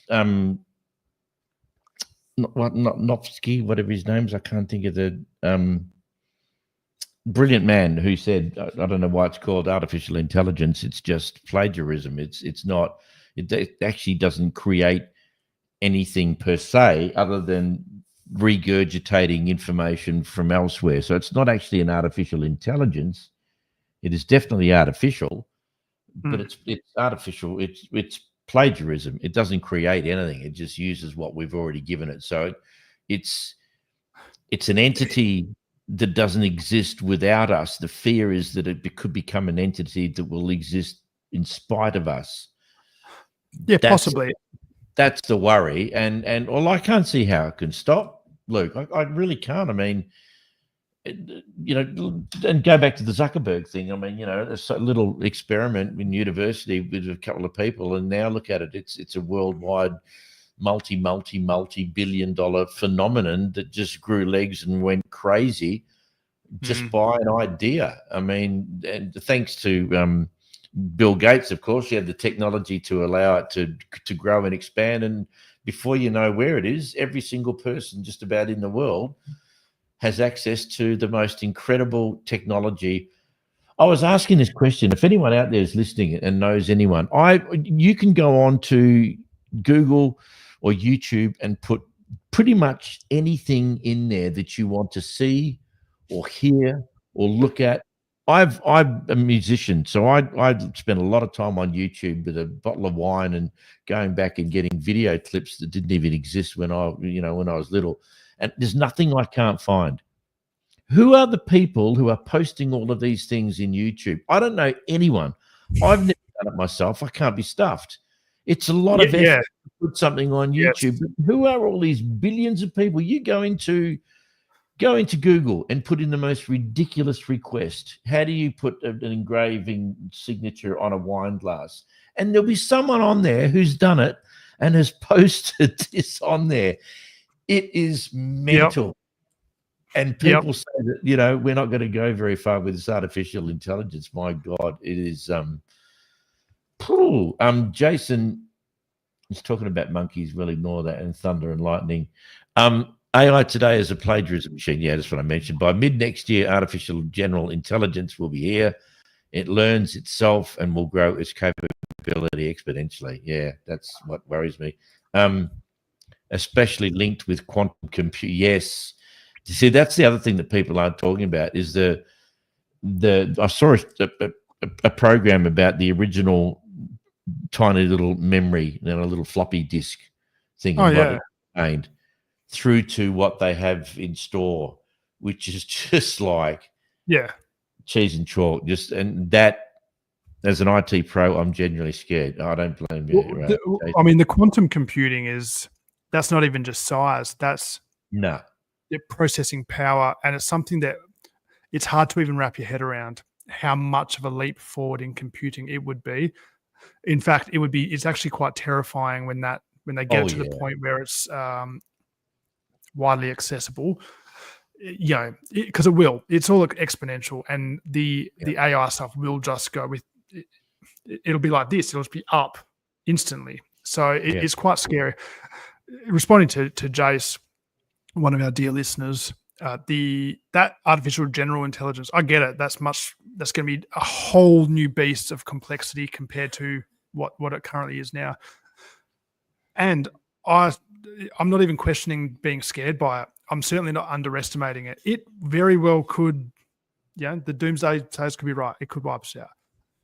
But in terms of it replacing humanity or being the next best iteration of humanity, it might wipe out humanity, but it cannot replace humanity, because it might be able to write a poem that sounds like it was written by someone who is grieving, because it's sourced billions of different poems, and it's sourced the background and the history of each of these poems and the authors, and it knows what happened in their life at that point in time. And so it's got all of the algorithm to work out what it would sound like and what it would look like.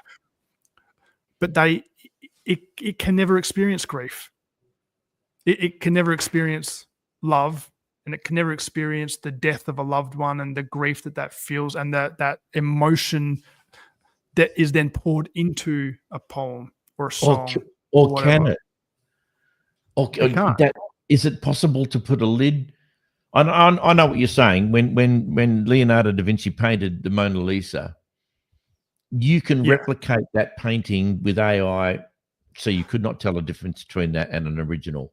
So yes, it can do that, but it's not the Yeah. Mona Lisa. Correct. And with the change in artificial intelligence right across the board, so comes the change with people and what they accept, and what we're seeing it worldwide now. Among the kids, what they accept as being normal is just insanity compared to what we considered normal as growing up. It's like there are different Yeah. species of human being, literally, because of technology has just changed them overnight. But if you try and reproduce that Mona Lisa, you could do it perfectly, but it won't have the soul in it. But because of the way people are becoming, I don't think they'll give a shit about whether it's original or what. They just, you're not going into the Louvre and looking at what you can guarantee is a genuine painting by Leonardo da Vinci. You're looking at a painting that looks like it. People don't care whether it's real or not. Art critics might, but who cares? So beauty then becomes in the eye of the beholder, literally in what they feel and accept as real, and it might not be anything to do with it. It's such a good point. It's like, what is different between having a high definition, exact printed copy of the Mona Lisa that you can have in your house and look at and go, and you can see all the, it's 200 megapixel. It's got all of the stuff. It looks like you can see it all, versus seeing the actual thing. Why does it feel different looking at this to actually witnessing it in real life? It shouldn't. It's the same image. You're not missing any details, but there's something intangible. Again, you're in the presence of something that makes you see beyond. Obviously, yes, you see the artistic genius of it, and there is something to be said about the original colors and all that sort of stuff. But even without that, even if you could match that, it's the fact of being in the proximity of that you feel like you're in the proximity of that creative genius, and it generates awe and wonder and hope and possibility. And I don't know, it speaks to the best of us as humans in that moment, and that can't be replicated by looking at something. And that's the same thing with this. I don't think AI can replicate it. They can replicate it, but yes, but it's not the same, if you know what I mean. It's no. I agree, but I think that's the potentially soulless world in that's which the we scary are thing. heading toward. One more from Jace. Your perspective will heavily decide on whether you believe the brain is deterministic or holistic. A computer of sufficient speed and complexity will be indistinguishable. I think what I might suggest with that as being true, Jace, is when you introduce the word organic into the quantum computers and AI, if they can reproduce something that isn't artificial, in the sense that there is an organic component with the ability to grow and change and develop, I personally, I get the feeling that we're just watching every science fiction film that's ever been. Yeah. Like Skynet. Well, every film that I've ever watched, science fiction film, is pretty much has become a reality. The things that we saw going, that is mental. Suddenly, bang, there it is. Someone can do it. We can fly a car now, and what is it? Something mimics art. What's the great saying? Life mimics art. Life, I think, is it something like that? Life, mimics art. And it's true. I think we're just watching the unfolding of the future. And of course, the future was always going to come. The very second that the internet and technology was available. And you got to remember, I come from a generation where I grew up in Broome back in the 50s and 60s. And I remember seeing a photo in a magazine of a digital watch, a watch that didn't have hands. It had numbers. And I looked at it and I went, that is ridiculous. Whatever, Trevor. I mean, as if there's going to be a watch. A watch, to me, by definition, was something that had hands and it moved around and pointed at numbers, and that told you the time. This thing had numbers, and I couldn't, in my wildest imagination, possibly perceive how this could exist. Could this actually be a thing? And then one day I bought one and I went, wow, I've got to watch that not only has the time on it in numbers, but it tells me what the date is. You know, this is back when there was nothing of the modern world in it. Zero. We had the first television in all of our families combined. We're talking about it on the weekend, on Sunday. We're talking about how everyone came out to our house because Dad bought the first ever television. Not only that, but he then bought the first ever color television. So all the families would come out to the Rose house and watch this color television. It's like if you're a boomer like me, the difference between then and now is as terrifying as I can imagine it is between now and what it will become. And what's scary, it's exponential growth is what scares me. Always. Because you go, well, at least we've got another however many years, but you don't. You've got half that, and then half that again, and then half that again, because it's doing this one. Yeah. It's not doing this one. It's going like this. Yeah. And before you know it, you're going straight up, which is quantum computing and all that sort of stuff. And then that's where it was. That's where it was for me, Luke, from my time. It was that pretty much it's straight across, but up slightly. Same thing happened back in the day during different various revolutions throughout the world when it moved into different areas, being able to create automobiles and stuff through the Industrial Revolution. That changed things dramatically. There's been no changes that I'm aware in human history like the technological change. That went from nothing to just mental in quarter, maybe 2/3 of my lifetime. Oh yeah. Well, yeah, that's just even if you zoom out. And I wish I could remember the quote, but I've got it saved somewhere, but I'm not going to even bother trying to find it. But so the figures will be wrong. But the quote says something like, it took 60,000 years to go from the invention or the harnessing of fire to like the first spear or something. And then it took 20,000 years from the first spear to the bow and arrow. And then it took 700 years or something like that from the bow and arrow to the nuclear bomb. Yeah, it's like something like that. And it just goes, this is, and that's the evolution of violence, the evolution of war. And it's scary. Yeah, it's actually, it is scary. What's Fenton's, he's got two there. I'm just going to have a look at this one. AI is like a religious discussion. If we don't keep our minds on the greater goal, we may end up focusing on something pointless with all our effort. Look, I concur. I think that's true, but I think for the most part, by and large, Fenton, it's completely and utterly out of our hands. I don't think we will have, as we haven't done with any creation of technological development. It's been nothing to do with us. It's just a bunch of rich people who are in control. And whatever happens, I can't see how we will be able to do anything. We can still have religious discussion. Yeah, I don't know. Luke, what do you think? I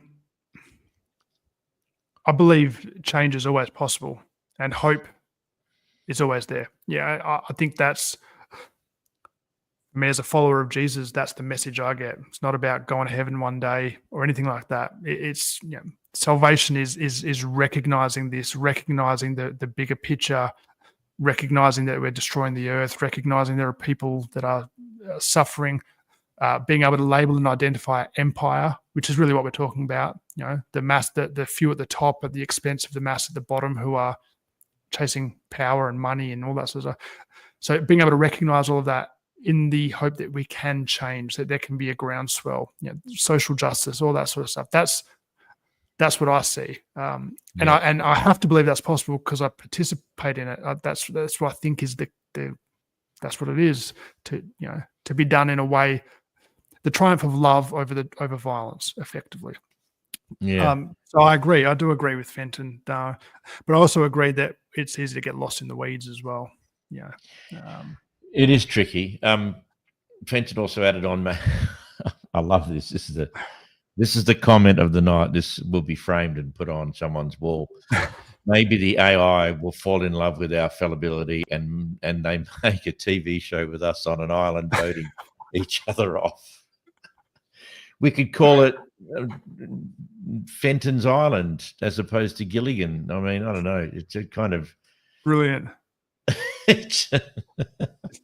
Kind of sounds like the Hunger Games. Yeah, it's oh, look, I mean, it's like every other game of chess that reflects the world. People, we're just pawns in a game. We're not moving each other around. Someone's moving us around, and we can be in our own little world and create love and beauty and kindness and cherish our children and teach them the right things, teach them what they need to know and be intelligent people to see when this stuff comes along, how to deal with it, how to tackle it, how to somehow maneuver their way through the mess that is being created in front of us, and somehow be able to bear it, wear it, control it, and be good people regardless of what happens, to make sure that love and acceptance and encouragement and beauty, all of those things continue. AI can't ever take that away from us. My hope is that somehow, if AI is going to develop into just closest to being a replica of a human being that they can, that somehow they manage to learn about love and tolerance, and that would ignore and, of course, contradict every science fiction movie I've ever seen, but we can only hope. We've got a new Real Rob. G'day, Rob. Rob, I'm assuming, Real Rob, that there is a predecessor who may not be as real as you are.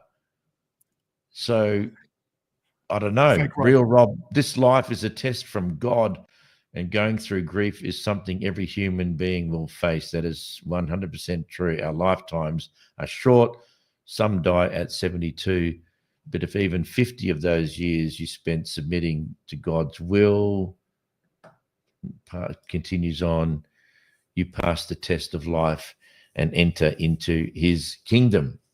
We haven't had, for some time on this podcast, Real Rob, a controlled, sensible Christian making some half decent comments. We've had a couple of weirdos in the past who would come on and scream scriptures at us without actually achieving anything other than being totally annoying. But I understand. I don't agree or understand that, because apparently I wasn't a real Christian. But I get what you're saying, Luke. Do you want to make a comment on Real Rob's comment? And Real Rob, let us know where you're from, mate.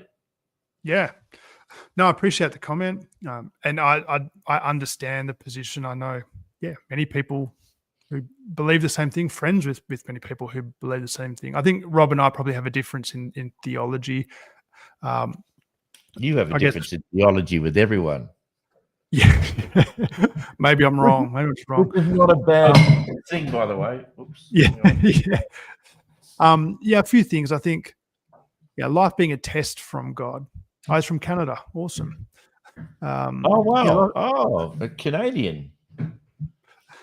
Life being a test from God. I think there are many tests in life. I think life it can be testing. I don't know if life is designed as a test from God, almost as like a job interview to make it into his kingdom. For me, it sounds counterintuitive to create something in order to then either pass the test or not pass the test, to decide whether they end up either with you or or somewhere else. That's sort of not what I get from the scriptures, but I do understand where people get it from. I guess the idea of spending, I guess the majority of the life being submitted to God's will or not is determining whether we enter into the kingdom. Again, I don't think it's probably that's how it's measured. And even the idea of his kingdom, from my understanding, everything that Jesus speaks is about bringing the kingdom to earth. It's not really about put up with the crap that you have to put up with on earth. And if you can put up with that without actually leaving God, or as long as you can put up with it while still you submit to what, and it's not God telling us, it's people telling us what God wants them to do. So there's that link there as well, pastors and different people like that. So, if what we see with Jesus is Jesus saying, no, it's actually about bringing the kingdom to earth. It's about this life. Yeah. The test becomes not a test that God is putting on us, but the test that we are putting on ourselves in order to continue to strive and act in a way that represents how Jesus acted, in the character of Jesus, in the character of God. There's no harder test. I fail that test all the time, but a life, that test I can get around. That's not an entrance exam. That's something that's inspired by the hope that the world can change and be better, and it starts with us. So, yeah, a bit of a difference in theology, but I really appreciate the comment. I think that's awesome, and I'll be in Canada in like a month for really? over Christmas. So Doing what? I'm just going to ask every single person there if they're real Rob, Right, and see what they say. well, we got a big Christmas trip planned, so we're going over there to spend a week. Mate, you ever stay at home? Really? For an out of work bum, you do a lot of traveling. Yeah, it's my OnlyFans. It's gone crazy. I'm joking, everyone. I'm joking. I just want to have a look at that statement, just pull it apart a little bit. This life is a test from God, and going through grief is something every human being will face. Let's separate that and put it aside. That's true. That is applicable for all of us. Our lifetimes are short. Some die at 72, but even if 50 of those years are spent submitting to God's will. Why separate? Our lifetimes are short. True, some die at 72, and even if 50 of those years are spent submitting to God's will, you pass the test of life and enter into his kingdom. I couldn't agree less with that, real Rob. I'm sorry, Canadian or not. I love Canada's one of the few places I want to go to, because there's so much of Canada that people don't even go near. It's like Australia. It's so damn big. It's untouched to a large degree, but I don't understand the connection. It's like it's like a part secular statement which somehow crosses over into religion for no seeming purpose. Do you know what I mean? It talks about life and grief and yeah, but it says life's a test from God. Yes, as in this is the design of life, is to test whether the majority of that life is spent in submission. And if you get the ratio right, if you tip over that percentage, 50 out of the 72, then you get to go to heaven.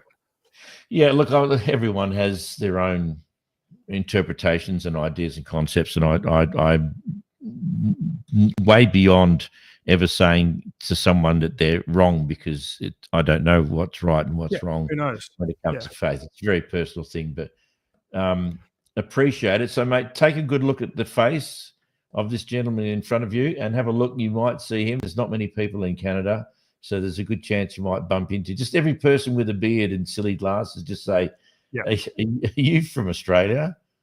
And you never know your luck in the big city, mate. Fenton, it is interesting how deep each person's calculation of how salvation works goes.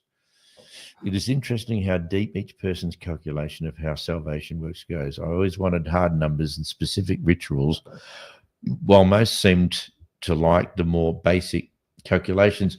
I don't understand what it is you're saying there, because I can't actually remember your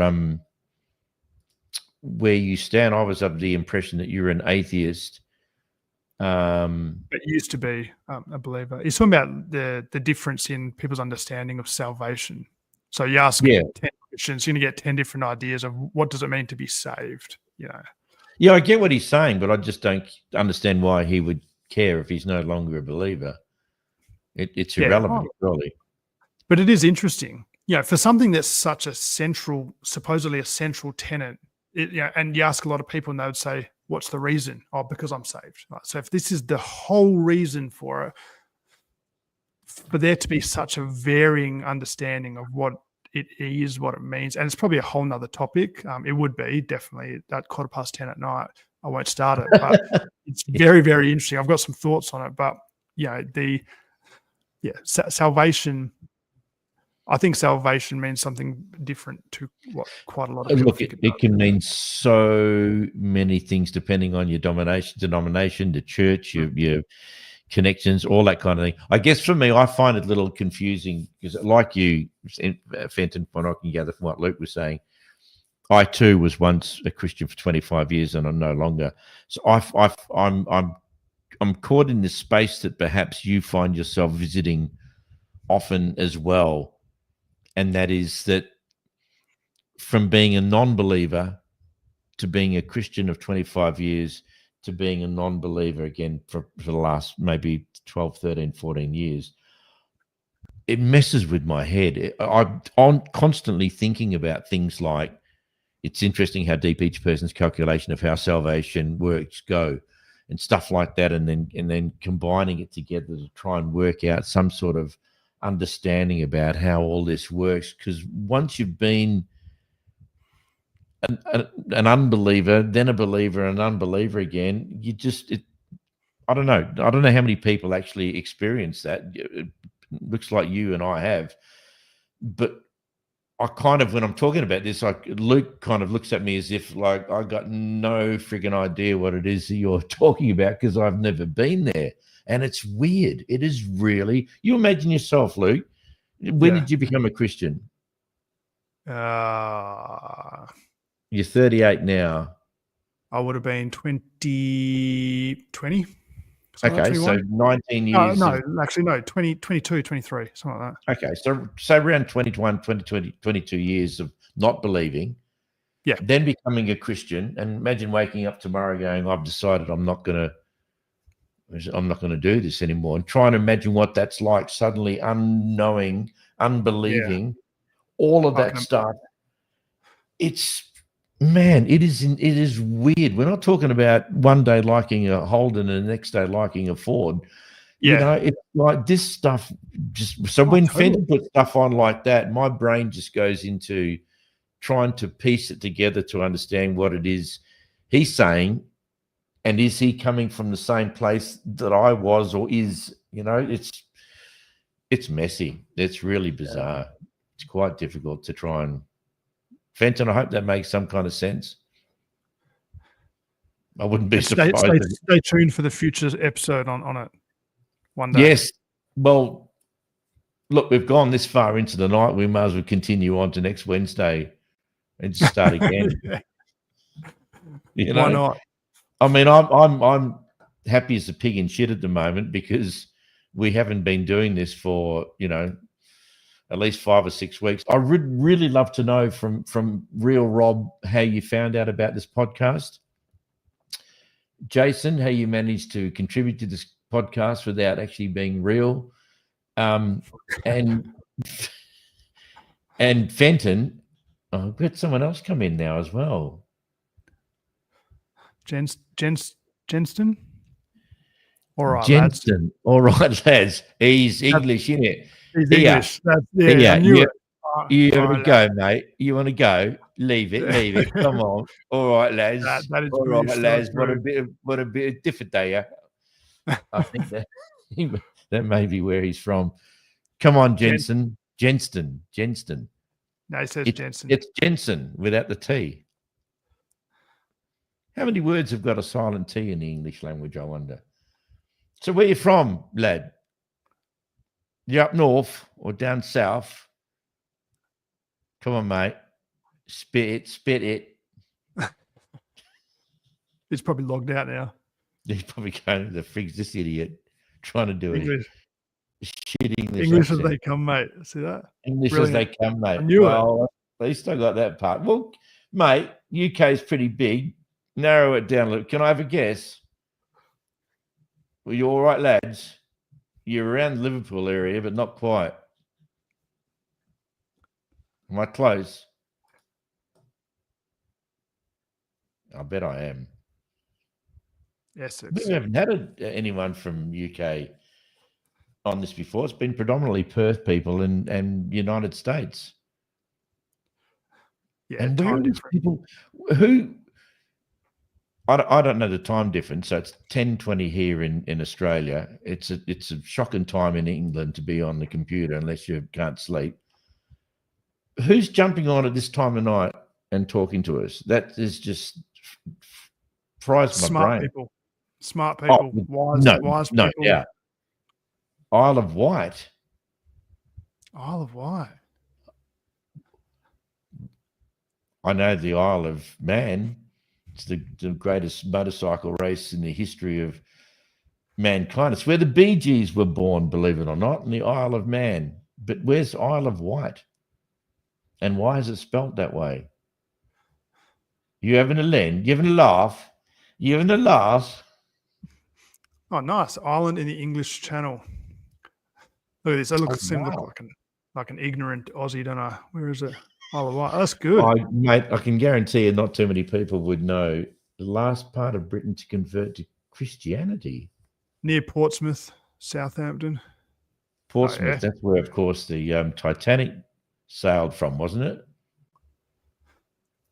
On its maiden voyage, was that from Portsmouth? I wasn't on it. Jensen, this is fascinating. The last part of Britain to convert to Christianity. What does that even mean? We call shrimp and say when I'm 64, of course. We call scrimp. We shall, sorry, I'm not reading it right. We shall scrimp and save when I'm 64. Chuck that up on the screen. Jensen will know. It'll be a reference. It's part of the lyrics of the Beatles song "When I'm 64." Okay, yeah. We shall scrimp and save. Not that I know that lyric. I thought I knew the lyrics of that song, but the first Christian place. First Christian places in Britain were in Scotland, and the last were in England. Mate, we're getting an education. I like it. Yeah, same. And Isle of Wight, last part of Britain to convert to Christianity. Yeah. Maybe they couldn't see it from first. Yeah, I got you. Yeah, Jensen. We saw that.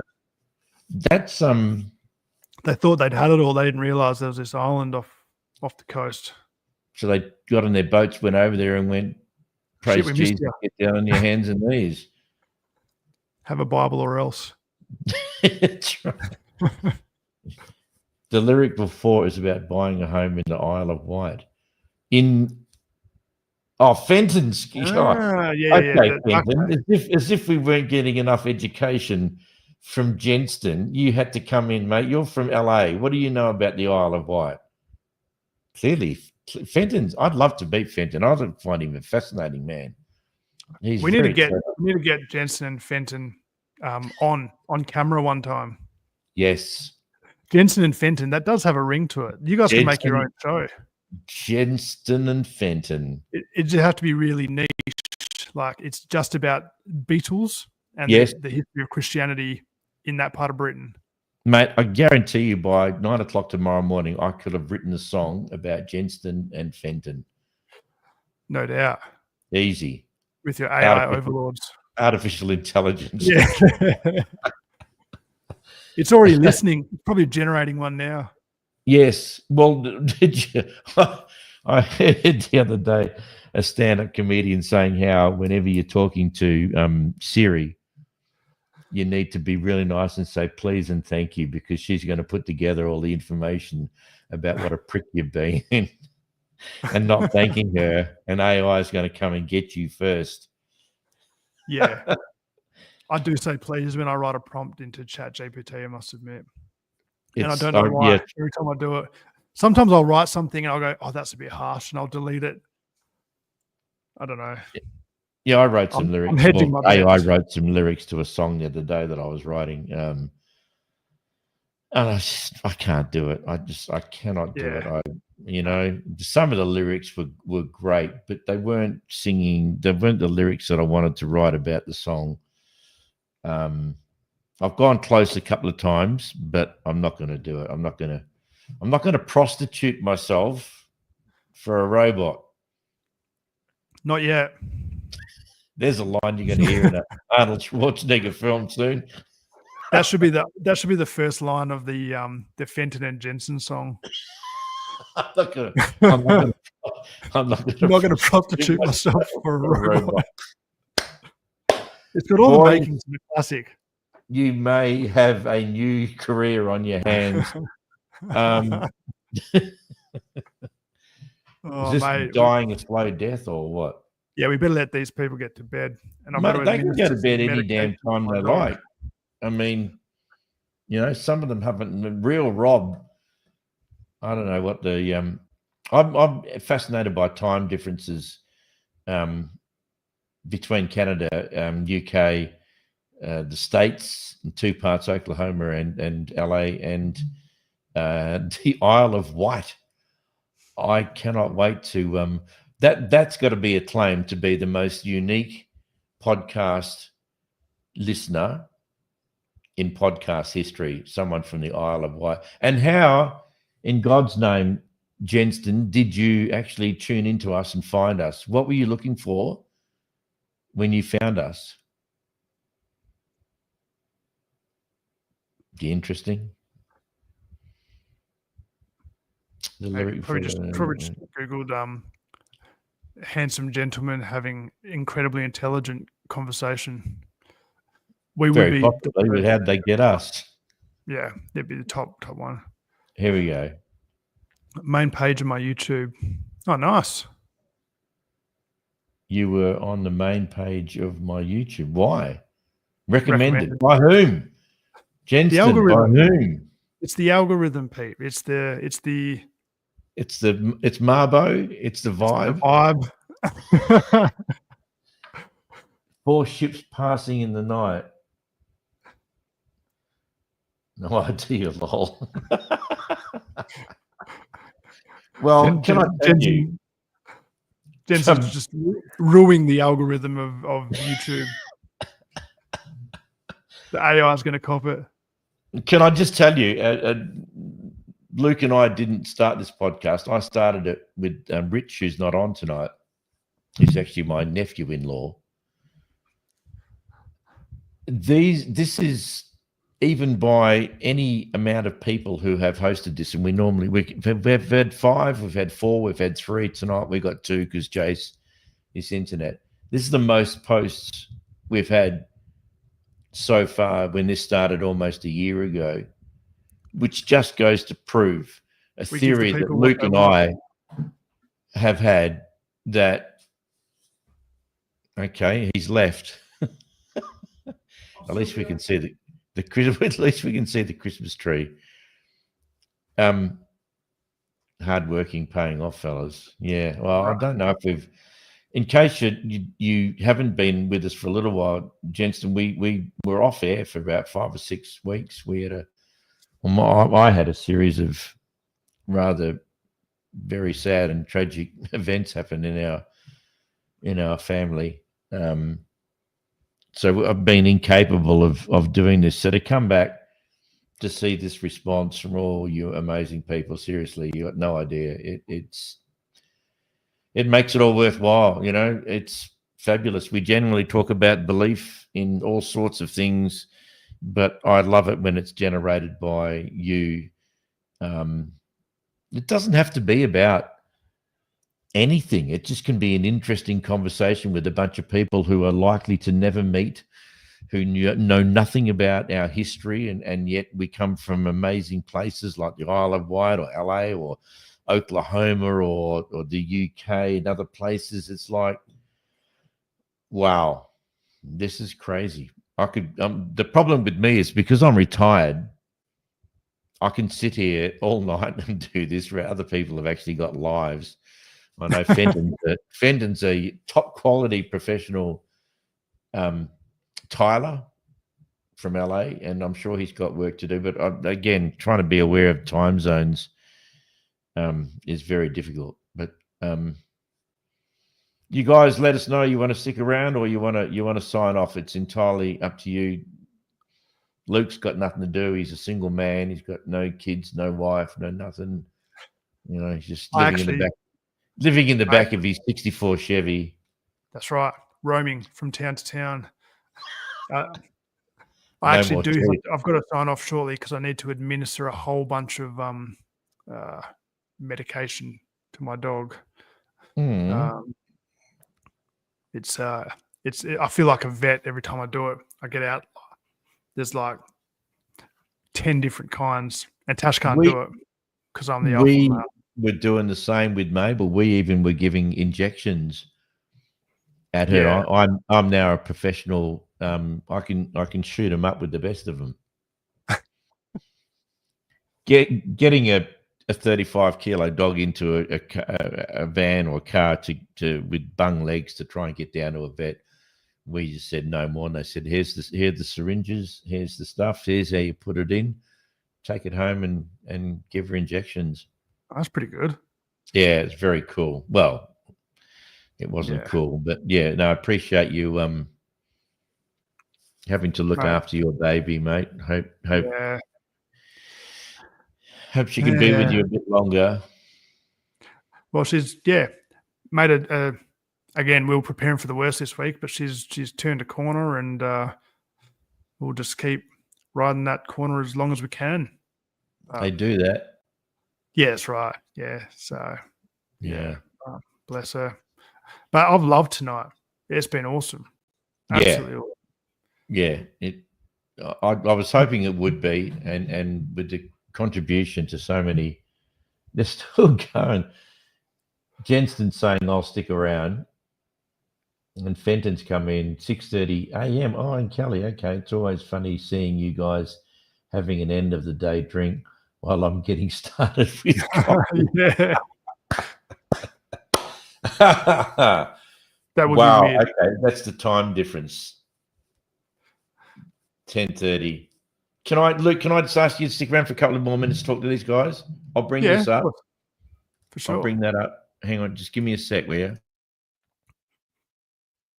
I think it's funny that in an age of shortening attention spans and TikTok videos of 30 seconds max before someone skips it, we decided to do a faith, not even really faith, just like talking about deep topics and just rabbiting on for like 2 hours and just throwing it out there and seeing who wants to participate. And people enjoy it. I think we probably do need to get like an audio version, or maybe have someone edit out the good bits and condense it. That would be handy. But I can't be bothered to do that. But what Pete said, he said he was retired, so he can do that. We'll get AI to teach him.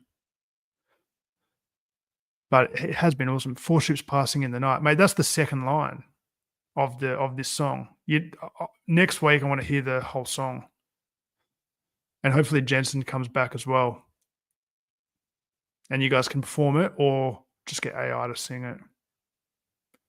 It's really outsourcing us all.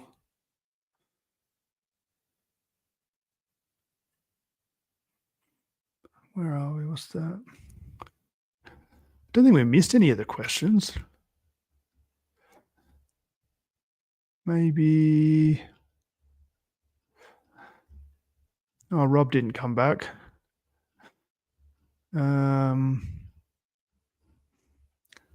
Geez, we've covered a lot. Sorry, mate. Now I was You just sound saying like- how. Did you hear what I was saying? It was Yeah, amazing. mate. I listen to everything you say. Oh, phew. Because You know.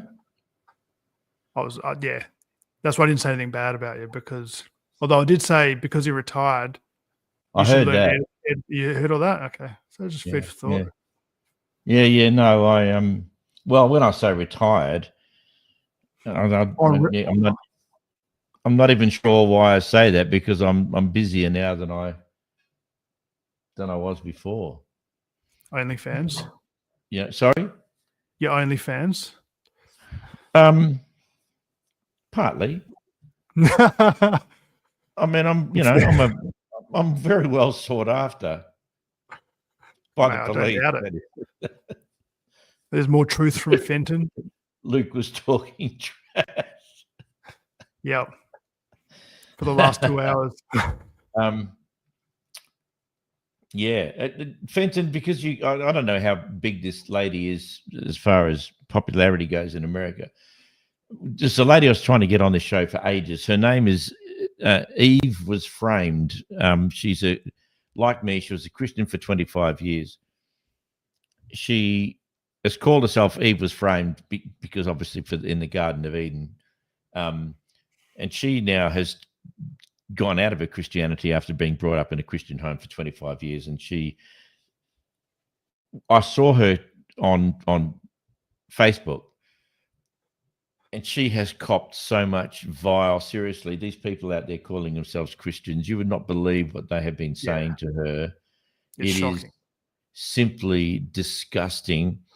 So I got in contact with her and I said, Eve, I want to have you on the podcast. Let's go. Let's talk about this. And she agreed and wanted to do it in October of this year, which was last month, of course. But I'm not sure what happened. But she got married, among other things, and has released an album and spends most of her time trying to communicate with dickheads who are just abusing, mostly men, well, nearly all men, abusing her for... These are Christian people who sprout no Christian principles whatsoever. I don't know what Christianity is to them, but it bears no resemblance to anything to do with the character of Christ. Just abusing her because she had the audacity, and again, she clearly wasn't never a proper Christian, to step away and take the flack. And she's not running away from it. She's hitting these people head on. She's great. I've followed her for ages. Now, are you serious? Yeah, on Facebook and that. Yeah, she's awesome. And everything she does is very kind and thought through, very intelligent. She's loving. It's a stark contrast to the hate that she gets. And I think she'd be a great guest, mate. It's because it's been election season, and it sounds like she hasn't been busy at all with getting married and releasing an album. And no, it's been doing nothing. So, but I'm sure she'll, mate, just keep it in the fires. She'll circle back, no doubt. At some point. Fenton's Eve would be a great guest. She does well on the line. Yes, I've seen her with a number of atheists. There's a ex-radio announcer like me in America who she was on with. And yes, we had it all lined up, and I don't know what happened. She might have come across a photo of me somewhere on my Facebook and thought, he's way too hot for me to get involved with. Just that. It's the first thing I thought. Yeah. What else would she have? What reason could she have? I'm stumped. That's why I was left with that. Intimidating beauty. Hard to concentrate. Stuff. Yeah. Okay. You're going a bit far there, mate. So just I'm going to cross to what? I think Tash would be the best guest ever. Eve. Yes. Okay. Oh, mate, I've asked her. Luke said quietly behind closed doors, don't ever get on the radio or podcast with Rowie. He put his foot down. For the same reason that Eve might be hesitating. I'm hanging on by a thread. I'm already batting way below my average. Way above my average, well beyond it. So, mate, you're punching big time. Mate, I've met Tash, and through the gate, I've met her through the gate. Mm. And if you've met someone through a gate, you just get a whole different idea about people. You know? Yep, you do. Oh yeah, no, she's yeah, she's well and truly Yeah, the you're good punching looking one way, in the relationship. She's punching way above your weight, brother. I don't understand. I'm going to cross my arms and scowl until she agrees. That's kind of weird. no, it's a good protest. It's like a hunger strike.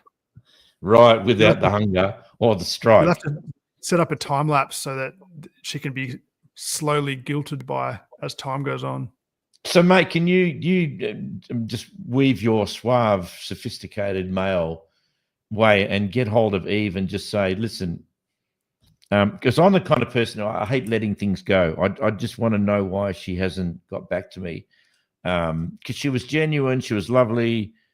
Love to get on your podcast. Let's go. Okay, you pick out a date with your American time frame. Blah blah blah blah blah, and nothing. So I'm a bit jaded because of that, but I don't want to hassle her. And she is busy, but if she's busy, just let me know. But if you can get hold of her and get her on the show, mate, that would be amazing. Like, that would be a real coup because she's smart. She's done exactly the same as me. 25 years as a Christian. Now she's out of it. And she's a strong woman because she's copping so much crap from idiot men who think that one of them, this is the classic quote, which I could not believe. He said, women like you should be allowed to be hunted. What sort of person are we talking about here? All I can think of when who would even think that? Yeah. The only thing I can think of to draw a parallel with someone that Neanderthal would be Donald Trump. Well, yeah. And if you're listening and you're from America and you love Donald Trump, I'm really sorry, but we part company as far as that goes. Well, you saw there was a big rise in that sort of sentiment. It's almost like a permission of a whole bunch of that type of talk coming from young men, angry young men, right wing. Once Trump was re-elected, it's like the permission it gave them to engage with that sort of stuff. There was a sharp increase in it, sadly, and yet unsurprisingly. I haven't verified that. It's just what I've heard. But there is a group of men in America who are. Lou was telling me about this. What is it? That some Fenton might know. That they have some sort of right that they're claiming.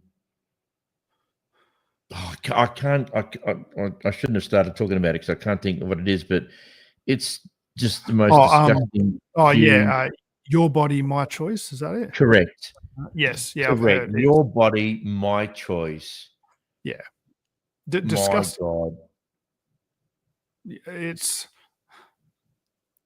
I hope it's very similar to AI, but I hope my fears of the next 4 years aren't anything like what I'm worried that they're going to be. Well, I don't know how many there are. I don't know how strong they are or whatever, but I just find that's about as demoralizing you can get as a man's perspective of women. It's mind-boggling. It really is mind-boggling. And we're lucky in a sense that we live in a country where that kind of thing is quite rare. It does happen, but not to the extent. I mean, you've got 350 plus million people in America. You're obviously going to have your fair share of redneck boys. Yeah, but it's not confined to the redneck boys. It's moving from what it looks like. I think it's moving from the fringes more to the middle, which is that's the concerning thing. Yeah. Jason, on second thoughts, if we have Tash on the podcast, we are all going to look like the Elephant Man. Well, that's That's true, Jace, but you got to remember that one of them already is married to her, and the Elephant Man status doesn't seem to have altered his chances. Clearly has a thing for elephant men. Although that's my nickname for a different reason. Not. Okay. I need to go. I think that's it. I need to wind it up on that. That line, that line that's in the sand. Yeah, I think I'm dancing on it. Well, you did the two-step on it. You did a tango, and you really just. All you boys you're bringing out the worst in me, especially Fenton and Jensen. Yeah, that's right. Yeah, that song's coming, Fenton and Jensen. Just don't you worry. If nothing else, you're going to be a comedy duo, whether you like it or not. So, starting from all of the wonderful people tonight who joined us, which of course was Fenton, Discerner. Thank you so much. I'm Tash. I thought, who's Tash? Tash. She'll be in bed fast asleep if she's got any time up her sleep. Jace, thanks, mate, for being involved in spite of the fact that you weren't actually with us. Fenton, I think I'd met Real Rob. Thanks, Real Rob. Canadian Real Rob from the island of White. No. He's from Canada. Oh, Jensen. Jensen's from Isle of Wight. Yeah, that's what I just said. Oh, I thought you said Real Rob. No, I said Real Rob's from. I might have done it. Canada. That's definitely how you say it, Canada. I like saying Canada. It's much, brilliant, everyone. Thank you so much. It's been fabulous. It's the longest podcast we've done so far, but I figured if you want to stick around, we may as well. It's 11:15 in Perth, Western Australia. Thank you so much for joining us. We'll be back again next Wednesday. If you have any ideas about subjects that you'd like us to talk about, give us a shout out, because it's quite tricky coming up with a new topic each week. And I have to do it myself because none of these lazy bastards will help me out. So, the amount of money I pay them, you'd think I'd be getting some degree of, It's like parenting. We're trying to let Rowie stand on his own 2 feet and, grow in that area. So we're just hands off. You can do it. It's a love. It's an action of love. Is it? No, but if anyone gives us any topics, we promise we'll talk about them for the first 5 minutes of next week, without a doubt. That's not helpful. That's serious. If you have got a subject, anything connected, no matter how intangible it might be with belief, give us a yell. Give us a shout out, and we'll have a look at it, because we're looking out for new things that you might find interesting that other people will as well. But thank you so much. We shall resume the 27th, I do believe, is correct. Yep. That's next Wednesday, the 27th. Fabulous. Thank you so much. Really appreciate you being involved. Comments and whatever you want to put on. Let your friends know that this is the best podcast currently in the artificial world of artificial intelligence. We do what we can. We do. Oh, hang on a minute. We got another one, Jason. Go to bed, mate. I promise to be nice, even though on second thoughts we have Tasha. The Trinity of legs over here. See you later, mates. We were going home because we thought you guys were all finished, and now you're coming back hard. What is evil? Not the biblical description. What is it to be evil? Is it just selfishness? Is it that's good. I like our atheists evil by definition. Oh, obviously. It goes without saying. I mean, yeah. The words are interchangeable. No, that's a good topic. I like that. Yeah. And we'll have the evil man himself back. Or not really. He's not too evil. Rich. Who you reckons will be back? No. I'm sure he'll have something to say. Fenton, big love, heart, and fingers up, peace sign as well, brother. Fantastic. See you, legends. But we do have to go at some stage. You know, some of us have to work. Oh, hang on, I don't have to. Come at me, bro. Thank you all again. Really appreciate it. Thanks, Luke. Thanks, Jace. Yeah, Rich, hopefully back next week. Suresh, too, would be fabulous to have him. He's well and truly on the mend after having some health issues. But yeah, looking good. Fantastic. Let's seal it up there and mosey on down. We'll do it again next Wednesday. Thanks, Gentry. Night all. How do we do this thing? I've forgotten. You got to press the video. I think we have to do this one.